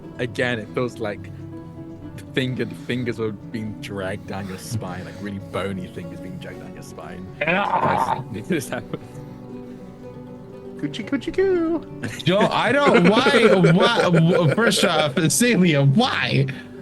Thank you, but why? Also, I ordered a tea. Why? No alcohol. I don't You ordered a drink. tea, and then you sipped my drink. Then you tried to take another person's drink, which you succeeded in, and then you drank it. I don't drink for reasons. Yeah, I think they might have just added a little bit extra to your tea. There's no one missing. And that's where we're going to leave off for the night. Oh. Old cliffhanger though. Thank you. Very excited. Chat, don't go anywhere. We're gonna be doing a raid. Helps us out a ton. Helps us them out a ton. The people we raid. I'm SirFeffers, the humble dungeon master at the Longshot table, and I've yet to kill this fly. The dumb thing about it is that it's a really slow fly. Anyway, if you would like to get caught up on our 3 soon-to-be 4 weekly streamed campaigns, head over to the Longshot YouTube channel. If you want to support me further, you can head over to the Patreon, where I will teach you how to DM like me and do some one-shots. Discord, did anyone get bingo? You can find it on the Discord. The Discord is phenomenal. It is called, also, shocker, Longshot. And, and it is a phenomenal community of really wholesome, albeit chaotic, individuals. A whole bunch of fun over there. And you can see the visuals that we use for the campaigns in their respective channels as well. Again, I am SirFeffers, and I am honored to have these amazing players with me today. Drakoniques, why don't you take it away while I gear up this raid? Yeah. Hi, I'm Drak, or Drakoniques. You can find me on all socials at Drakoniques. That's Drakoniques. I do TTRPG stuff, like I say all the time. I perform an actual plays, produce actual plays, and I write TTRPGs. The only thing I really will shout out is that I'm currently producing an actual play podcast called Sacred Machinations, which is a mech meets divinity series that I'm one of the players of, producing, and also using an assistant that I'm currently writing. So a lot of it coming from my brain with incredible cast, incredible GM. So keep an eye out for that. Follow me on socials. Follow me on Blue Sky specifically. That's where I am most of the time. Just put my username Drakoniques, Drakoniques plus a.itch.io on Blue Sky to see me there. But I'll throw it over to Andy. Hey everybody, it's me, Andy, aka ValveMax 010. And that boy got some splaining to do. But until then, if you'd like to see more of me, you can find me over on TikTok at ValveMax010, where I make short little goofs and gags of D&D content. Or as a player, you can find me over on Mr. Dandy DM's channel as Brash Briggs in Our Flag Means Doom, or as Zacchaeus B. Dunbar in Star Progeny over on Saturday Morning Spell Kids. Episode 2 should be up soon with that. My boy Noctopus is working on editing that currently. But yeah, Pierce is flummoxed, in a word. And I will pass it over to Metro! I'm Puff. Booming. Sober Puff. It's so chaotic. I'm Metro Mike on TikTok and on YouTube, and then Metro Mike Metro Michael on Twitch, where we play Souls-like RPGs and all those chaos stuff. I'm a variety streamer. It kind of changes on a whim depending on mood. Like today, we played Valorant, which was fun. Stay tuned for the podcast. I gotta get scheduling down for the Weeby Gaming podcast, where we will talk about all things gaming and anime. But yeah, that's coming up. This was such a hey, young Dr. K God bingo. Hey, let's go. Let's go. Good job. Bingo, doctor. But yeah, Puff is there's a reason Puff doesn't drink. He's already kind of like all spacey and all over the place, sober, so alcohol's not gonna make that any better. But yeah, be like, have we seen it? Have we seen the reason? I'm a terrible waiter. I forgot you asked for non-alcoholic, and I'm pretty sure I brought you an alcoholic beverage. Yeah, I was like, well, no, because Puff didn't. Puff was just like, do you have anything sweet to drink and to eat? And you said, as like out of character, that it was mead, and I was like, Puff doesn't know that it's mead. He just said it was like, it's like, oh, it's tea. Okay, it's tea, and then you drink it. Got you. I like it. And then because he felt bad for freaking the cantaloupe girl, I slammed the disgusting soup and immediately was like, I need this taste out of my mouth. So I grabbed Kiers's definitely strong alcoholic drink.